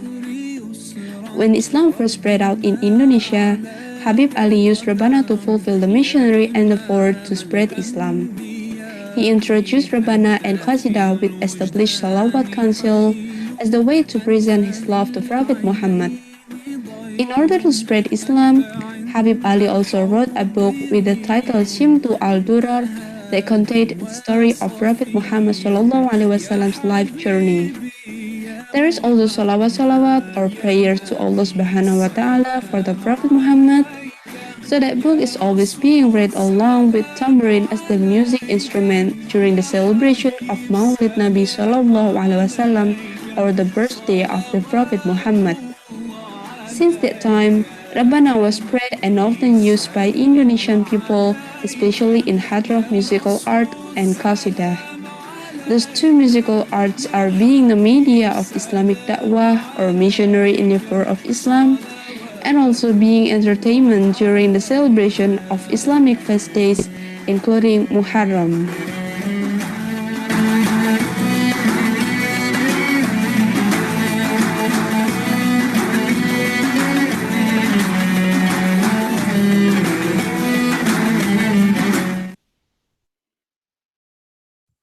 Okay, dear all participants, welcome back to the sessions. Can you hear my voice? Okay. Well, as you can see from the video, Rebana is known with different names in different countries. But in Indonesia, it is called Rebana, and in Indonesia, Rebana is influenced by Arab culture. Well, everyone, we now start. We will going to learn on how to play rebana, and to make you sure, you have to hold your own instrument that can produce sound like this. Have you been ready with your instrument? Okay, I can see some of you have already held your instruments. Well, for the next, I'll invite my partner, Eki, to give instructions and to teach you on how to play rebana. For Mas Eki, please. Okay, I will check my voice. Okay, Yeah. it's clear now. It's clear. Okay. Can you hear me? Yes. Yes, of course. Okay. Assalamualaikum warahmatullahi wabarakatuh. Waalaikumsalam warahmatullahi wabarakatuh. Good morning, good afternoon, and good evening, everybody. How are you today? Fine. Okay, my name is Eki. I hope you excited today because we will try to play rebana. Okay, are you ready? Ready? Okay. Step 1, we need a pair of rebana. Okay, to be played by 2 persons. If you don't have it, you can take whatever that resembles it. You can take a plate, you can take a can, or whatever, or you can use your palm. Okay. Yes. Imagine your palm is rebana, okay? Because I want to play rebana together with you. Okay? Have you take your property?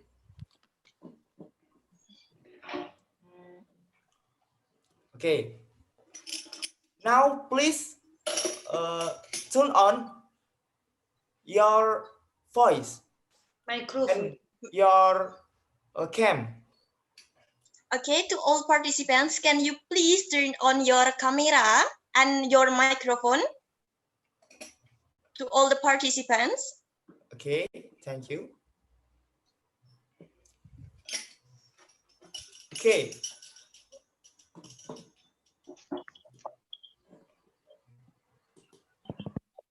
Okay, next, Mas Eki. Okay. Actually, how to play rebana is easy. Okay. So when I say doom, okay, when I say doom, please hit the middle, like this. Okay. Okay. Follow me, follow me. Okay. When I say tak, please hit the side like this. Okay.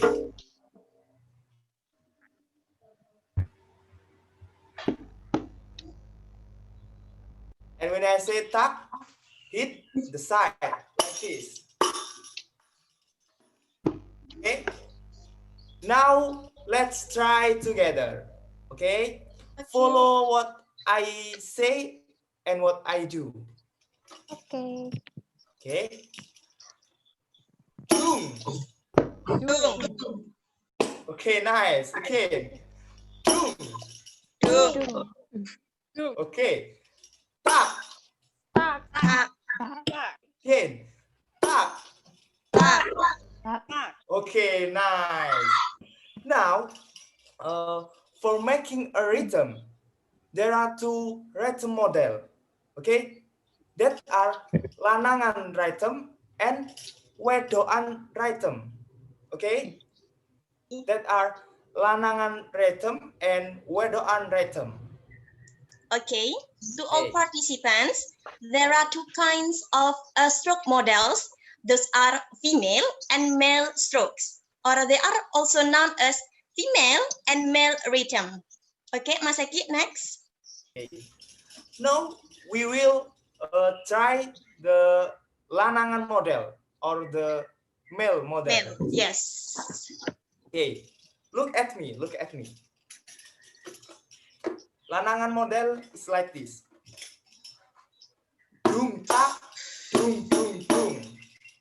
Okay, I will try again. Boom, tak, boom, boom, boom. Okay. Okay, I will try again.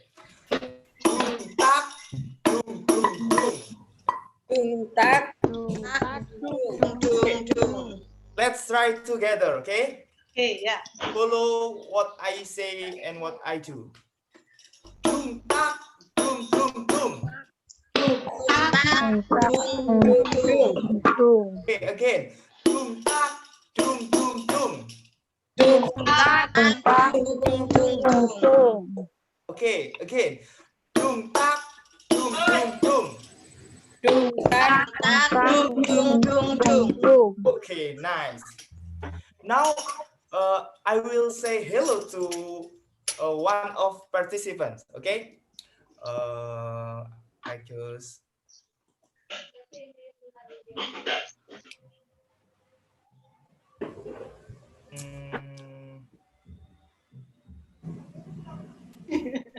Hello, FEU Iris. Iris. Iris. Iris. Iris. Okay. Hello. Okay. How are you today?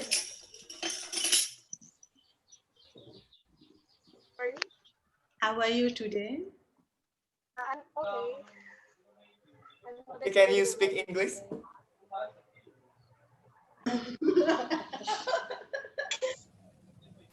Can you hear his voice, Iris? Yes. Okay, he chose you to practice what he is shown just now on how to hit the rebana. Can you play with the instrument? Do you have your instrument? Instrument won't make a louder sound. I'm sorry. Okay. Have you held your instrument that can produce sound? Yes. Okay. Now, Mas Eki, please say what should Iris do? Okay, Iris, will you try with me? Yes. Okay. Follow what I do and what I say. Okay. Okay. Boom, tak, boom, boom, boom. Boom, tak, boom, boom, boom. Okay, nice, Iris. Very good. Okay, let's try again. Iris. Boom, tak, boom, boom, boom. Boom, tak, boom, boom, boom. Okay, nice. Thank you. Thank you, Iris. Okay. Thank you, Iris. Next, we will try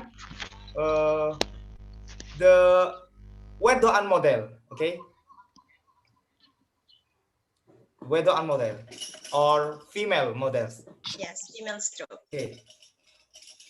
Female model is different from male models. Like this. Tak, tak, boom, boom, boom, tak. Okay? Yes. Boom, tak, tak, boom, boom, boom, tak. Okay? Okay, I will Yes. try again. Boom, tak, tak, boom, boom, boom, tak. Okay, let's try together, okay?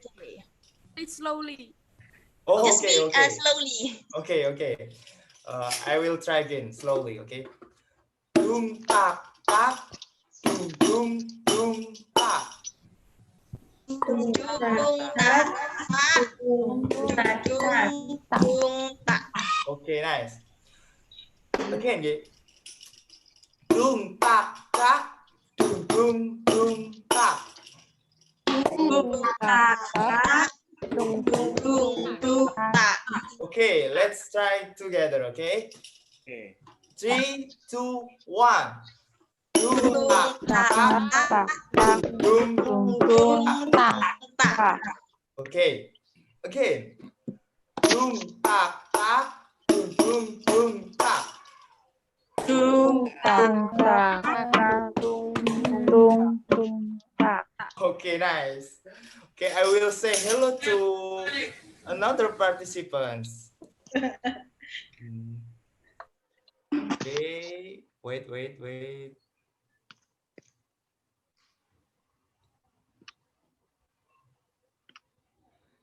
Okay, hello, Hiyori Yamamoto.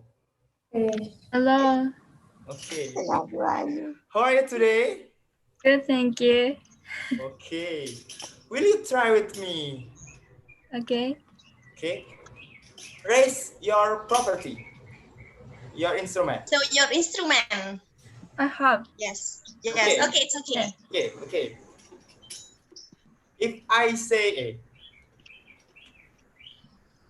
let's try female models. Okay.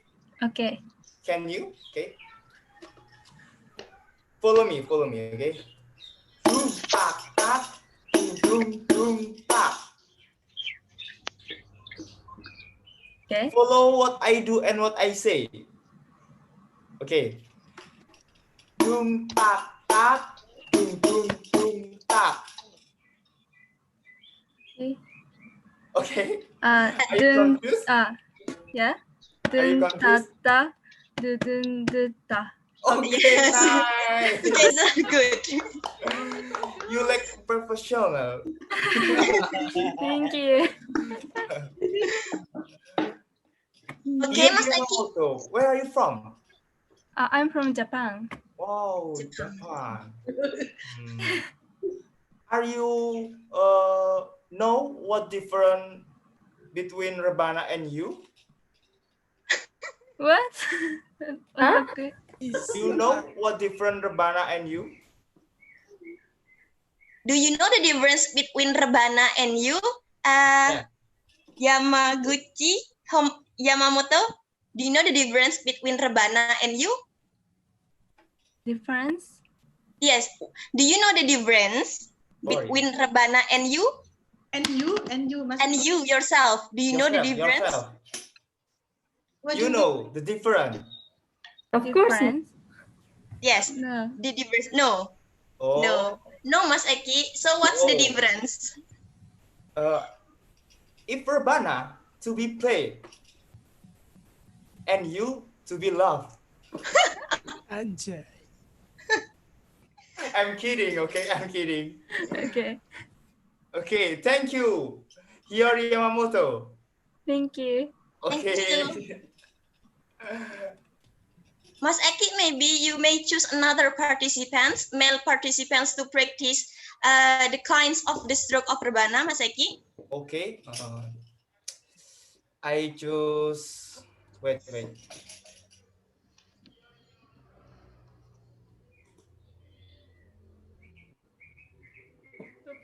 Hello, Sophia. Can you turn on your cam or your basi?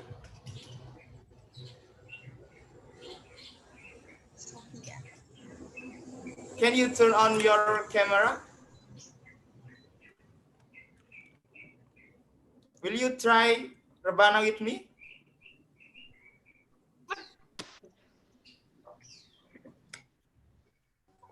Okay, Mas Eki. Okay, hello, Sophia. Turn on your voice.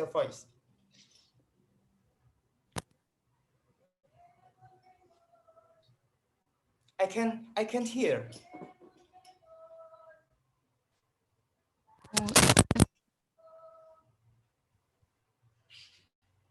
Sophia, can you turn on your microphone? We cannot hear your voice. Oh. Maybe the host can unmute Sophia because the voice cannot be heard.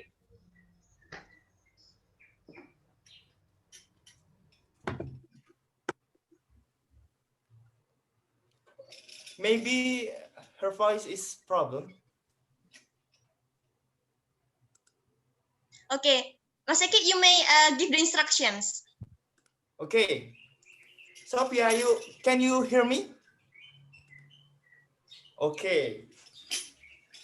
Okay, it's okay. raise your property. Nice. Follow what I do and what I say, okay? Let's try female models, okay? Okay, look at me, look at me. Boom, tak, tak, boom, boom, boom, tak. Nice. Try again, okay? Okay. Boom, tak, tak, boom, boom, boom, tak. Okay, last one, last one. Boom, tak, tak, boom, boom, boom, tak.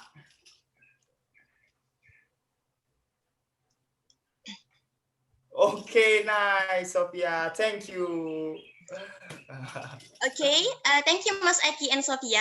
For all the participants, can you please turn on your camera and your microphone? We will have practice how to play rebana together, okay? All the participants, can you please turn on your camera and unmute your microphone because now we'll play together the rebana. Okay, Mas Eki, please. Okay. Now, for making a beautiful rhythm. No, Mas Eki, we will play together. Practice together. Practice together. Yes. Okay. We will practice together again, okay? Let's do male models, okay? Follow me. Boom, tak, boom, boom, boom. Boom, tak, boom, boom, boom. Okay, again. Boom, tak, boom, boom, boom. Boom, tak, boom, boom, boom. Okay, nice. Now, I ask you to play male models for 3 times. Look at me, look at me. Yes. Boom, tak, boom, boom, boom. Boom, boom, boom. Boom, boom, boom. Okay. Times. Okay. Yeah, yeah. And faster than before. Okay. Faster than before. Okay. Okay. I will try again for example. Okay. Boom, tak, boom, boom, boom. Boom, tak, boom, boom, boom. Boom, tak, boom, boom, boom. Okay, 3 times. Okay. Yes. Yeah. Okay. Good. Let's play together. Okay. Okay. We'll count. Okay. 3, 2, 1. Tung tak, tung tung tung, tung tak, tung tung tung. Okay. Next, Mas Eki. Next, Mas Eki. Okay.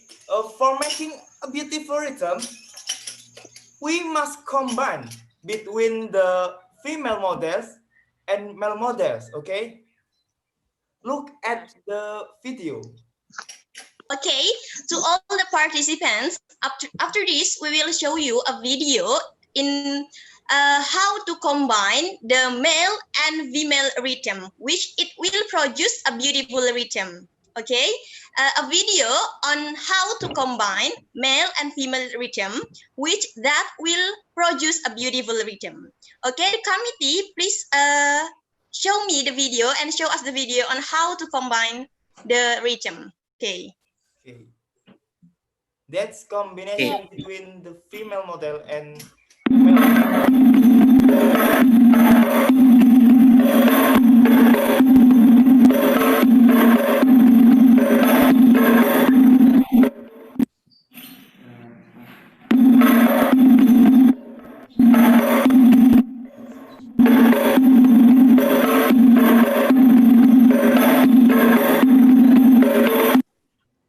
Assalamualaikum warahmatullahi. Okay, now I want to choose 2 participants for try female and male models. Okay, like the video. I will choose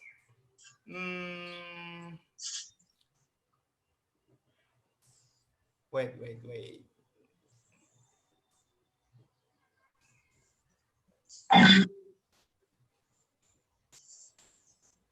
Keitaro Ito. Hello, Keitaro Ito. Hello. Can you hear me? Hello. Okay. Please raise your property. Yeah. Okay. I want choose the other participants because I need 2 participants for play lanangan and wedoan model. Okay. Wait. I will choose.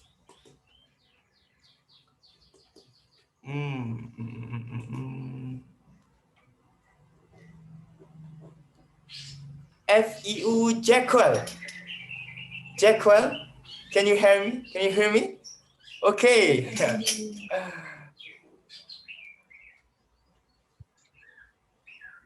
Hello, Jackwell. Hi, How are you today? I'm good. Okay. Will you try with Keitaro? Oh, okay. Okay. Jackwell, you play the lanangan model, the female model, the male model. Okay? Female The male model like this.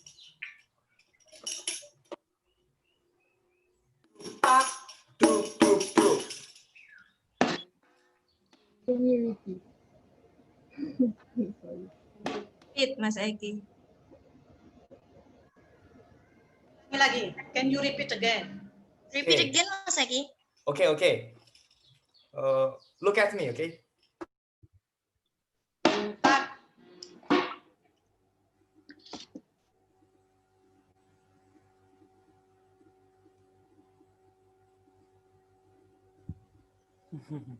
Repeat, Mas Eki.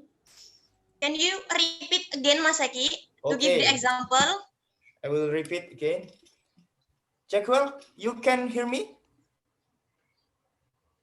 Yes, I'm sorry, I have Okay. connection problem, but I can hear you. Can you understand what I learned to you? I'm sorry, can you repeat it for another, Okay. for the last time? Sorry. Okay, Jackwell, look at me.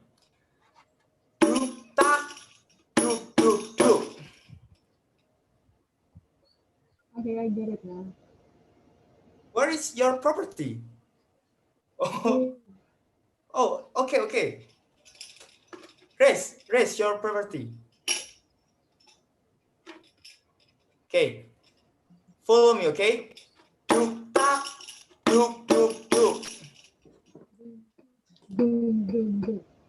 Okay. Please repeat for 3 times. Okay? Can you? Sure. Okay. Like this, okay? Follow me. Boom, tack, boom, boom, boom.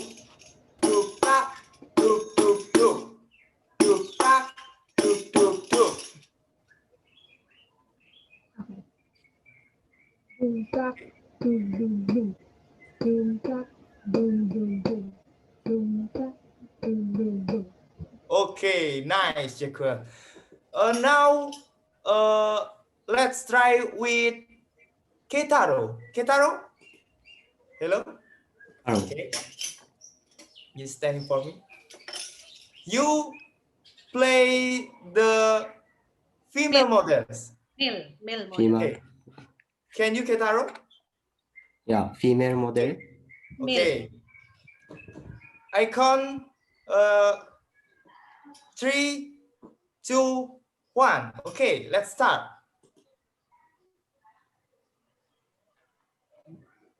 Keitaro? What? Okay. Can you play the stroke, the female stroke, and the male stroke that is taught by Eki? Tung ta, tung tung tung. Can you? Oh, okay. Okay. Now raise your property. Raise your property. Yes. Okay. I'll count till 3. Then you start to play. Okay. Okay. You will play with Jacqueline in the same team, in the same time. Okay. Okay. Keitaro Okay. and Jacqueline will play in the same time. Okay. Neither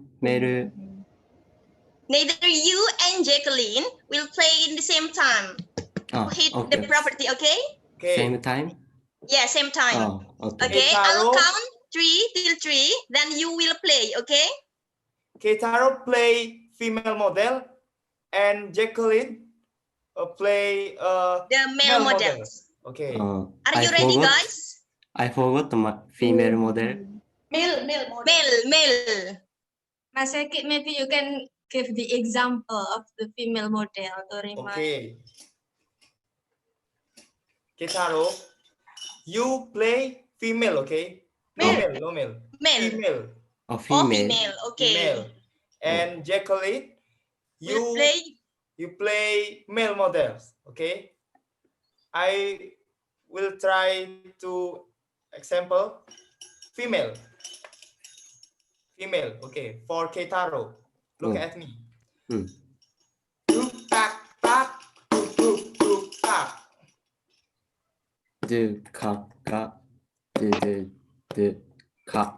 Okay, nice. But you repeat for 3 times. Okay. Okay. Okay. Jacqueline, are you ready?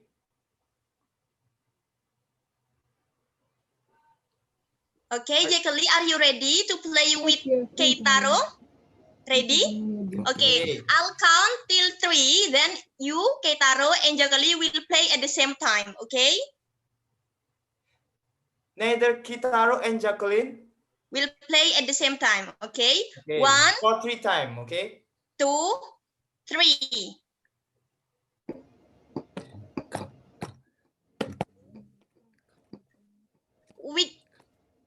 With the voice. With the voice. You hit while you say, okay? Can you repeat it one more time? Saying and hitting at the same time. Okay. 1, 2, 3.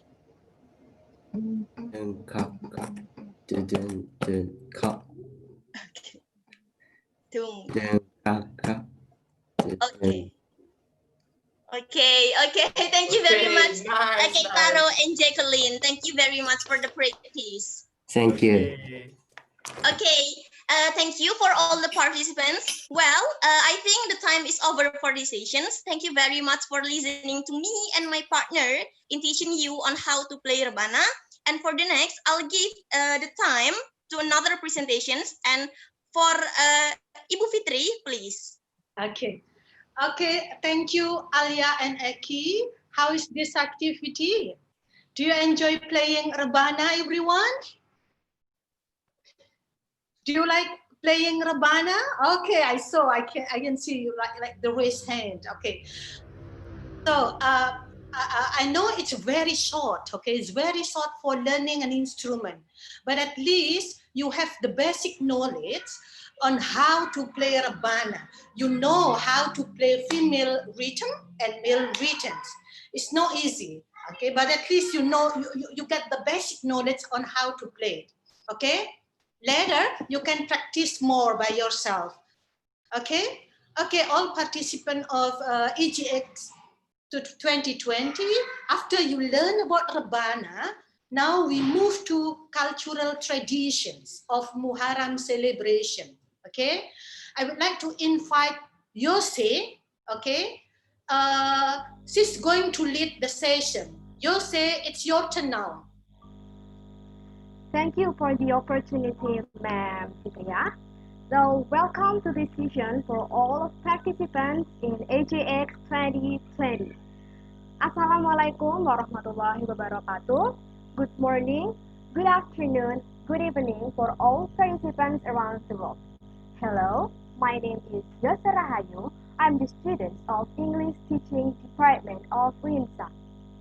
I will present about the cultural traditions of Muharram across different regions in Indonesia. As you may heard about Indonesia before, our country is very rich in cultures and traditions. Every region has different ways in celebrating the same event as like Muharram or Islamic New Year. Now, I would like to invite you to watch a video of cultural traditions that Muslim community do when they celebrating Muharram or Islamic New Year in different regions in Indonesia. The committee, could you please help me to play the video for our participants?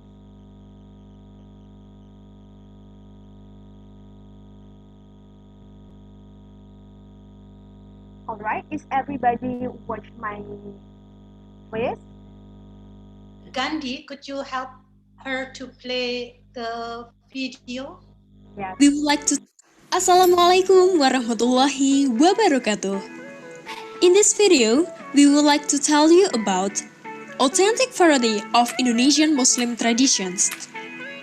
Indonesia is literally known as the Islamic country in the world. There are diversity of Islamic cultures that only exist in Indonesia. For instance, the celebrations of Islamic New Year. On Islamic calendar, Muharram is the first month of the year. The way local people celebrate Muharram is different. The acculturations of the cultures from each region creates unique traditions. Here are the review.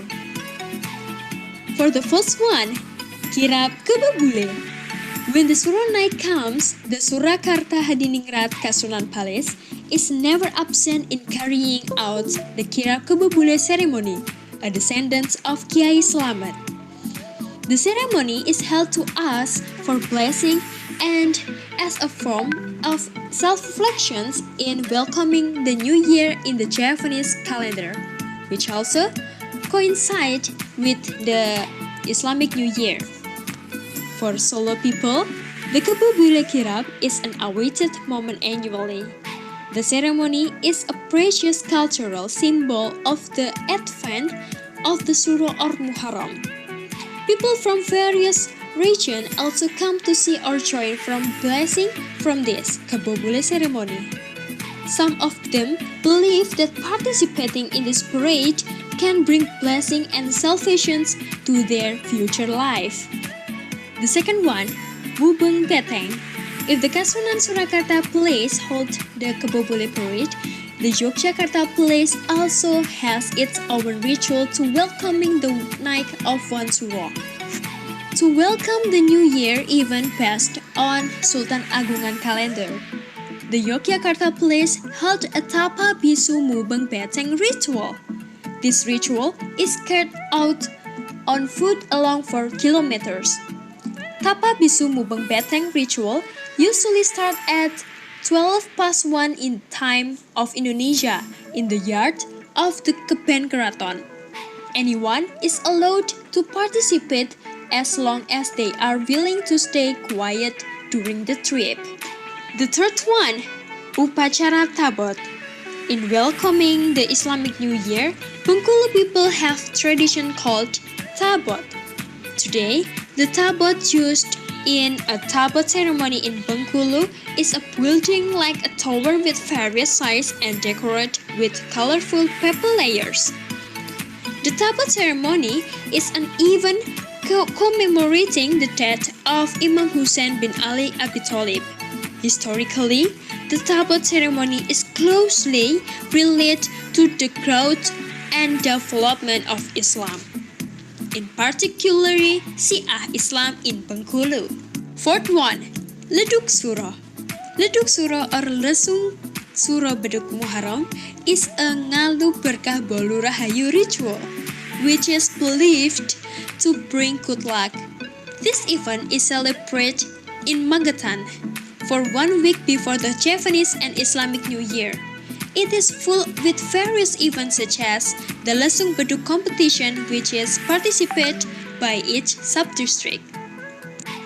The Leduk Surah event is held as a thanksgiving to Allah for the blessings and fortunes that have been given to Magetan people. Magetan people themselves are always enthusiastic in welcoming the Islamic New Year celebrations. Number 5. Nganggung. This tradition is celebrated by Muslims in Bangka Belitung. Nganggung means eating together.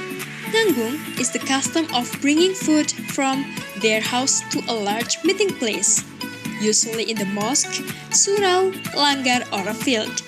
Nganggung is often called a sepintu sedulang because each house a door carries one pen or sedulang, which is a brass or iron seating container used to fill food, and then it is closed with a lid, namely tudung saji.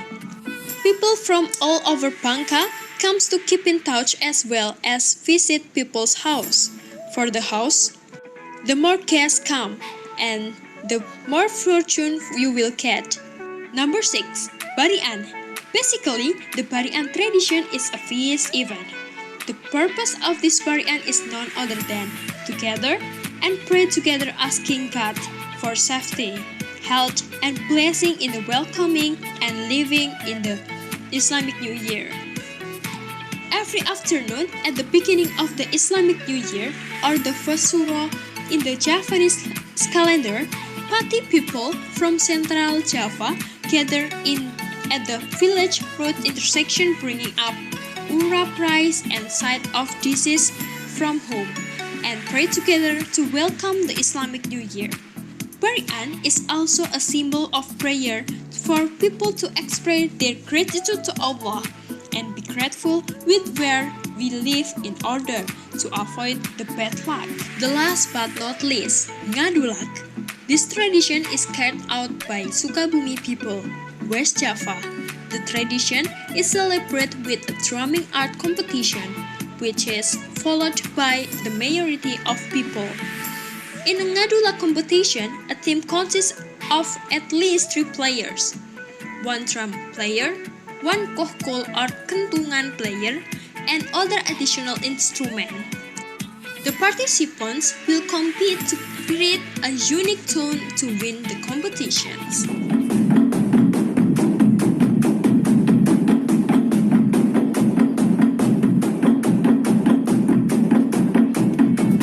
Well guys, that's all about our video. Hopefully it can be useful for all of you. Thanks for watching, and the last I say, wassalamualaikum warahmatullahi wabarakatuh.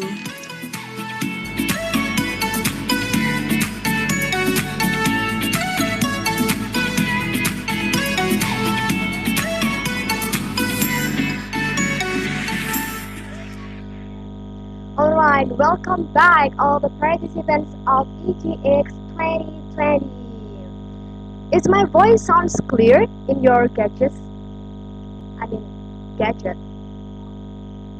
Okay? So, as you can see in the video, even though they celebrate the same event, but they have a different ways in celebrate Muharram or Islamic New Year. For example, Surakarta, they have Kirap Kebo Bule, so we known as an albino buffalo, the favorite animal of Sunan Pakubuwono II. In Yogyakarta, they have Mubeng Beteng.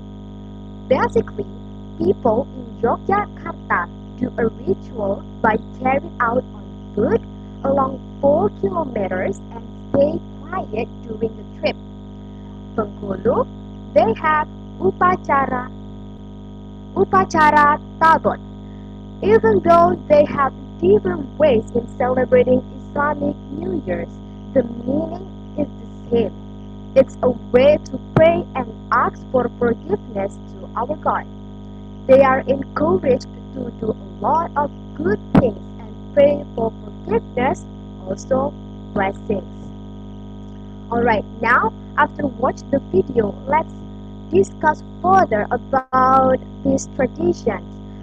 I will need for the participants, could you please check your chat box and the committee will share the quiz link that will lead you directly into the quiz.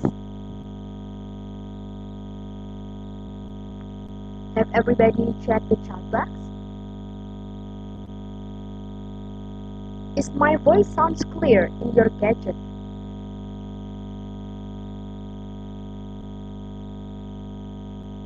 Okay. Okay. Alright. Yes, the committee have already sent the link, and for all participants, you may click the link and see the instructions. Read the instructions carefully. Read the instructions carefully. I think everybody have already watched the quiz in the screen. You can type your opinion. What do you think of one Muharram tradition? Share your opinion. You can type your opinion right there. Okay, while waiting for another participants maybe type for their opinions, I would like to invite maybe about 1 or 2 participants to share their opinion about our traditions. Indonesian people when celebrate one Muharram or Islamic New Year. Wait, let me see for the participants.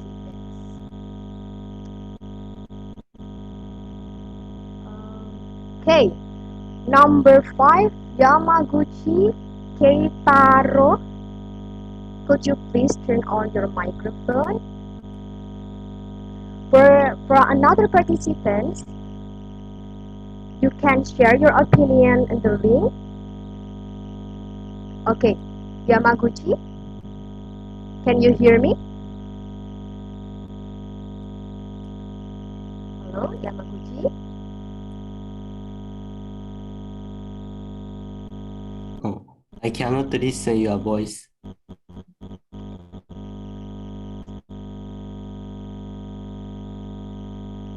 Keitaro?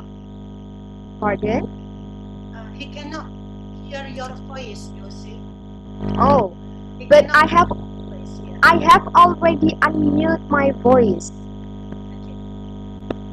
I think that's a technical program. I'm so sorry about the connection right here for all participants. My apologies. Okay, Keitaro, are you with me?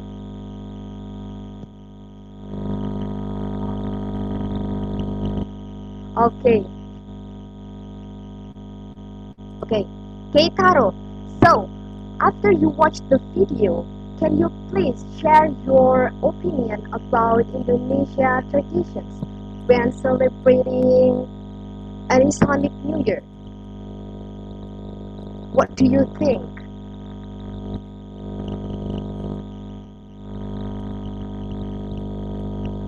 Keitaro? Yosi, your voice is not clear. Yeah. Kitaru said he cannot hear your voice. Maybe Oh, well, okay. Maybe I'm so sorry for Keitaro. Maybe we can skip for this one and let's read for this anonymous opinion, right? We have so many. Okay, let's read together. Okay, it's still coming out. Okay, let's read from the first one. Wait. Oh gosh. Yeah. You say you may read the responses. Yes, ma'am. I will. Wait. Okay, the first one. I'm surprised that there are so many various to celebrate Muharram. Depends on region in Indonesia. Yes, that's a good opinion. Of course, Indonesia is rich of cultures, ethnic group, and traditions. That's why we have so many different traditions in each region. For the second opinion, I think Muharram is very bright and colorful traditions. primarily because of its costumes, and it shows the rich and diverse culture that Indonesians have. That's right. I think these two opinions is a little bit same. It has same point, right? And now let's move to the another opinion because we have a limited time. Maybe I just can't read for 3 or 4 opinions. Is it okay? One more, could be one more you say, and then Okay, okay. And the fourth, okay. And then the fourth opinion, it's a good thing to emphasize family and community in terms of uniting cultural and local tradition. Yeah, that's right. Every time Indonesians celebrate a special event, we always being together with maybe with our neighbor or with our big family. It's always been like that. All right, guys. okay. I think that's the end of attention and participation in the quiz. After you learn about cultural traditions, my friend Risa will explain about the dishes that must be served in Muharram celebrations. Risa, time is yours. Okay, thank you, Jose. And also, thank you very much for giving such an insightful information regarding the tradition that we have in Indonesia to celebrate Muharram celebration. Okay, now is the time to discuss something that everyone likes. It's food. We're going to discuss about the typical dishes that is usually enjoyed in Muharram celebration.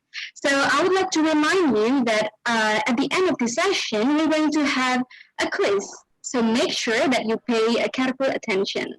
Okay, so after this, I will play the slide. So the committee, please help me to show the slide so that we can, the participants can see clearly what the food is like. Okay, so yeah, I mean, who doesn't like food? And yeah, here we go. So food is maybe the only universal thing that really has the power to bring everyone together. No matter what culture, everywhere around the world, people eat together. A quote by Guy Fieri. Okay, so yeah, in Muharram celebration, it's not only the food. We eat the food together. So yeah, this is what we really enjoy to in the Muharram celebration. Next slide, please. Okay, so just like the celebration of Eid al-Fitr, which always carries a menu of ketupat and chicken opor, and the Chinese New Year celebration, which is identical with delicious basket cakes, and birthday celebrations for Christians, which are very popular with the serving of noodles, there are also several typical dishes of one Muharram or one Surah which must exist because of its value. Furthermore, here are some Surah dishes that are often found. So, the first meal is Jenang Surah. So, this is what it looks like. Let's go to the explanation. So, one of the most famous dishes of one Muharram or one Surah is Jenang Surah. It is also known as Bubur Surah. This very delicious dish is a symbol for the people who celebrate the first Muharram anniversary. It should be noted that Surah porridge is only a symbol of hope for the Javanese, not as offerings or sesajen. This dish is made from several ingredients such as coconut milk, ginger, rice, salt, and lemongrass. The combination of these ingredients will later produce a very tempting taste to be enjoyed. As for the serving, Jenang Surah is often served with chicken opor or also fried coyote chili sauce. So, in the next slide, we're going to talk more about this dish that to add the taste of this typical one Muharram or one Surah dish, Jenang suro is also given other toppings, such as 7 kinds of nuts, cucumber slices, orange or pomegranate pulp, and sliced leeks. Of course, with the various combinations of these ingredients, jenang suro is known to contain lots of nutrients. Now, we're going to go to the second meal. So yeah, the second meal is bubur merah putih. So bubur in Indonesia, in English, it means red and white porridge. So as the name implies, the typical one Muharram or one Suro dish is made from rice, which is then cooked to become porridge. The white porridge has a fairly tasty taste. Meanwhile, the red porridge is mixed with brown sugar, which makes the taste of the porridge a little sweeter than the white porridge. In the serving, both porridge are served together. As a form of commemoration of one Suro night, this dish is brought to the mosque along with several other snacks. Then, people will eat the porridge together. The making of this red and white porridge is also known as Hassan and Hussein porridge, who were the grandchildren of the Prophet Muhammad who died in war.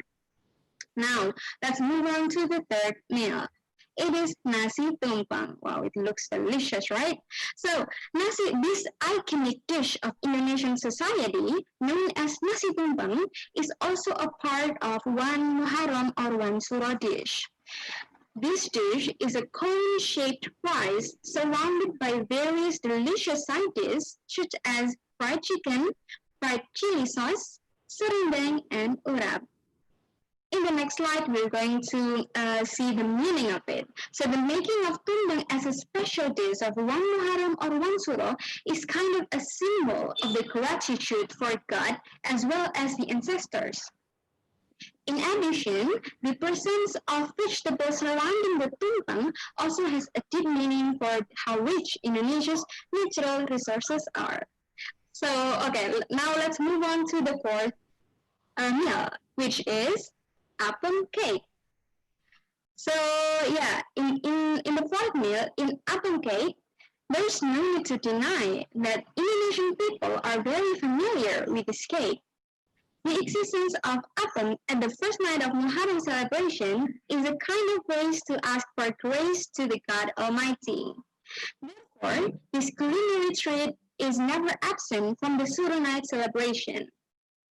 So when people bring apam as a special dish of one Muharram or one Suro, they put it on a mat that has been covered with banana leaves. Then, people will enjoy the cake together in the evening of the Suro celebration. Besides apam, several types of traditional cakes are also often enjoyed as snacks to commemorate one Suro night. Next slide, we're going to see how it is made of. Okay, so in the next slide please.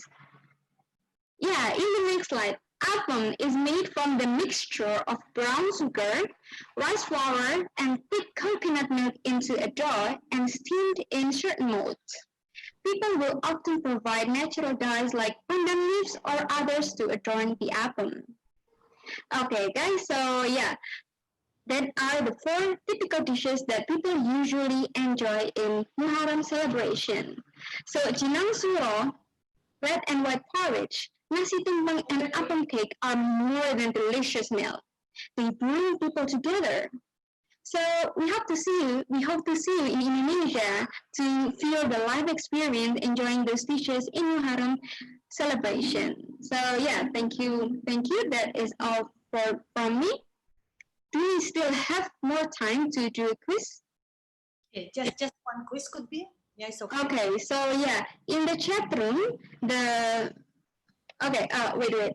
Since we only have a few times left, I would like to call one participant to say what is your favorite dish that you would like to try.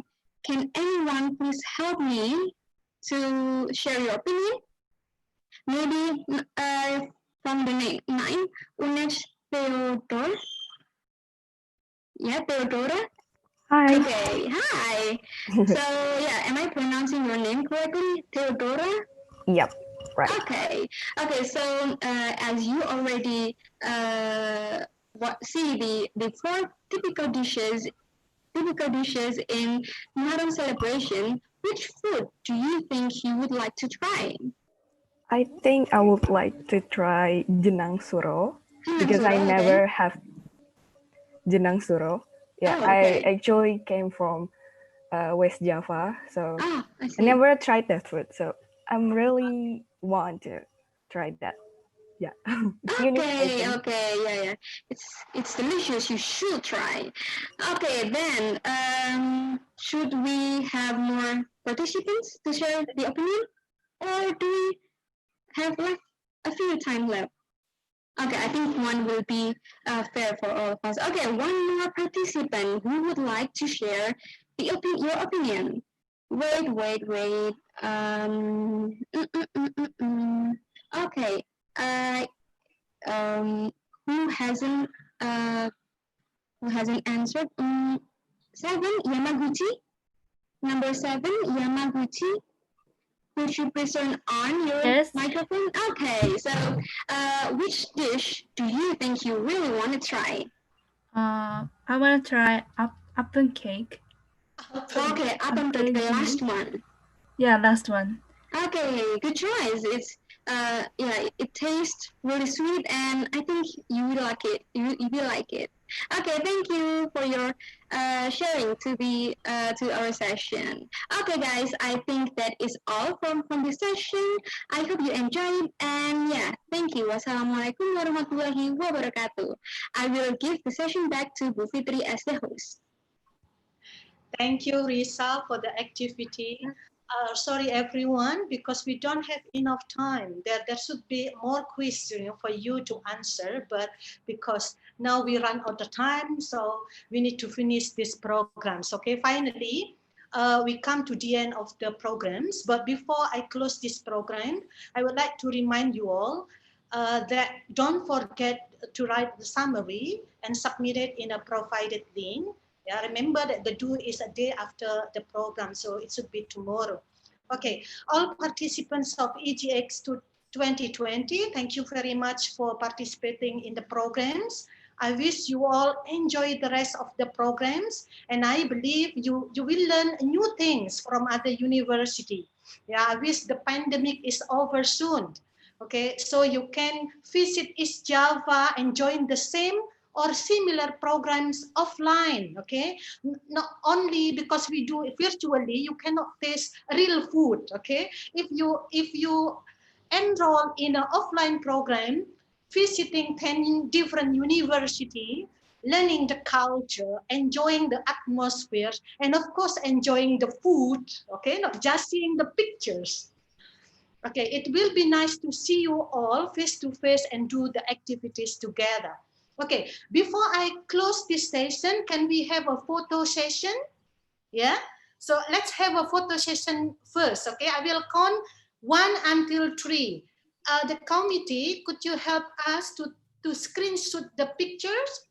Yes, ma'am. Okay, Yeah. you ready? Can everyone show the video, please, so your faces can be recorded? Yes. Okay, don't forget to give best smile, your best smile or best pose, okay? All right? Okay, I will start counting 1 until 3. Okay. Okay, are you ready? 1, 2, 3. Okay, do we need to do again, Gandhi? Yes, ma'am. Okay, again, all right? 1, 2, 3. Okay. Is it enough, Gandhi, or do we need to do it again? Once again. Once again. Okay. Sorry, everyone. Once again. Okay. Please give your best smiles. Okay.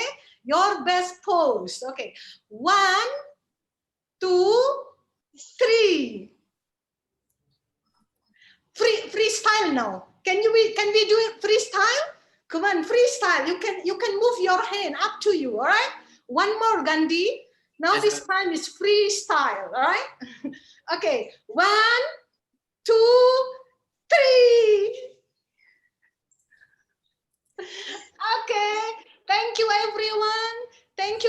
participating in the programs. Have a great day and see you next year. Okay? Bye-bye. Wassalamualaikum warahmatullahi wabarakatuh. Okay, please for the committee, don't leave the room first, right? Don't leave the room, okay? Thank you, everyone. Hopefully, we can see you in East Java, in our university.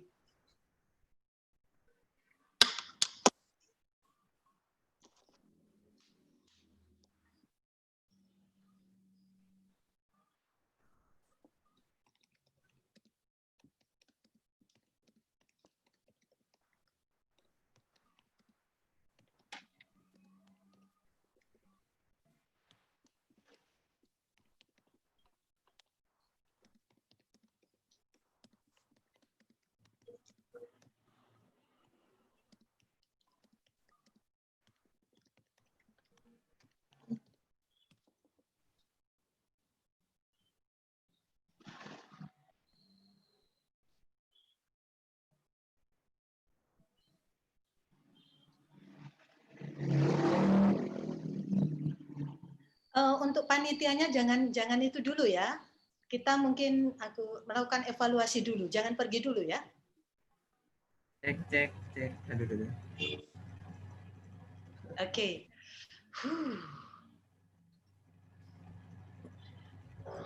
Sebentar saja ya.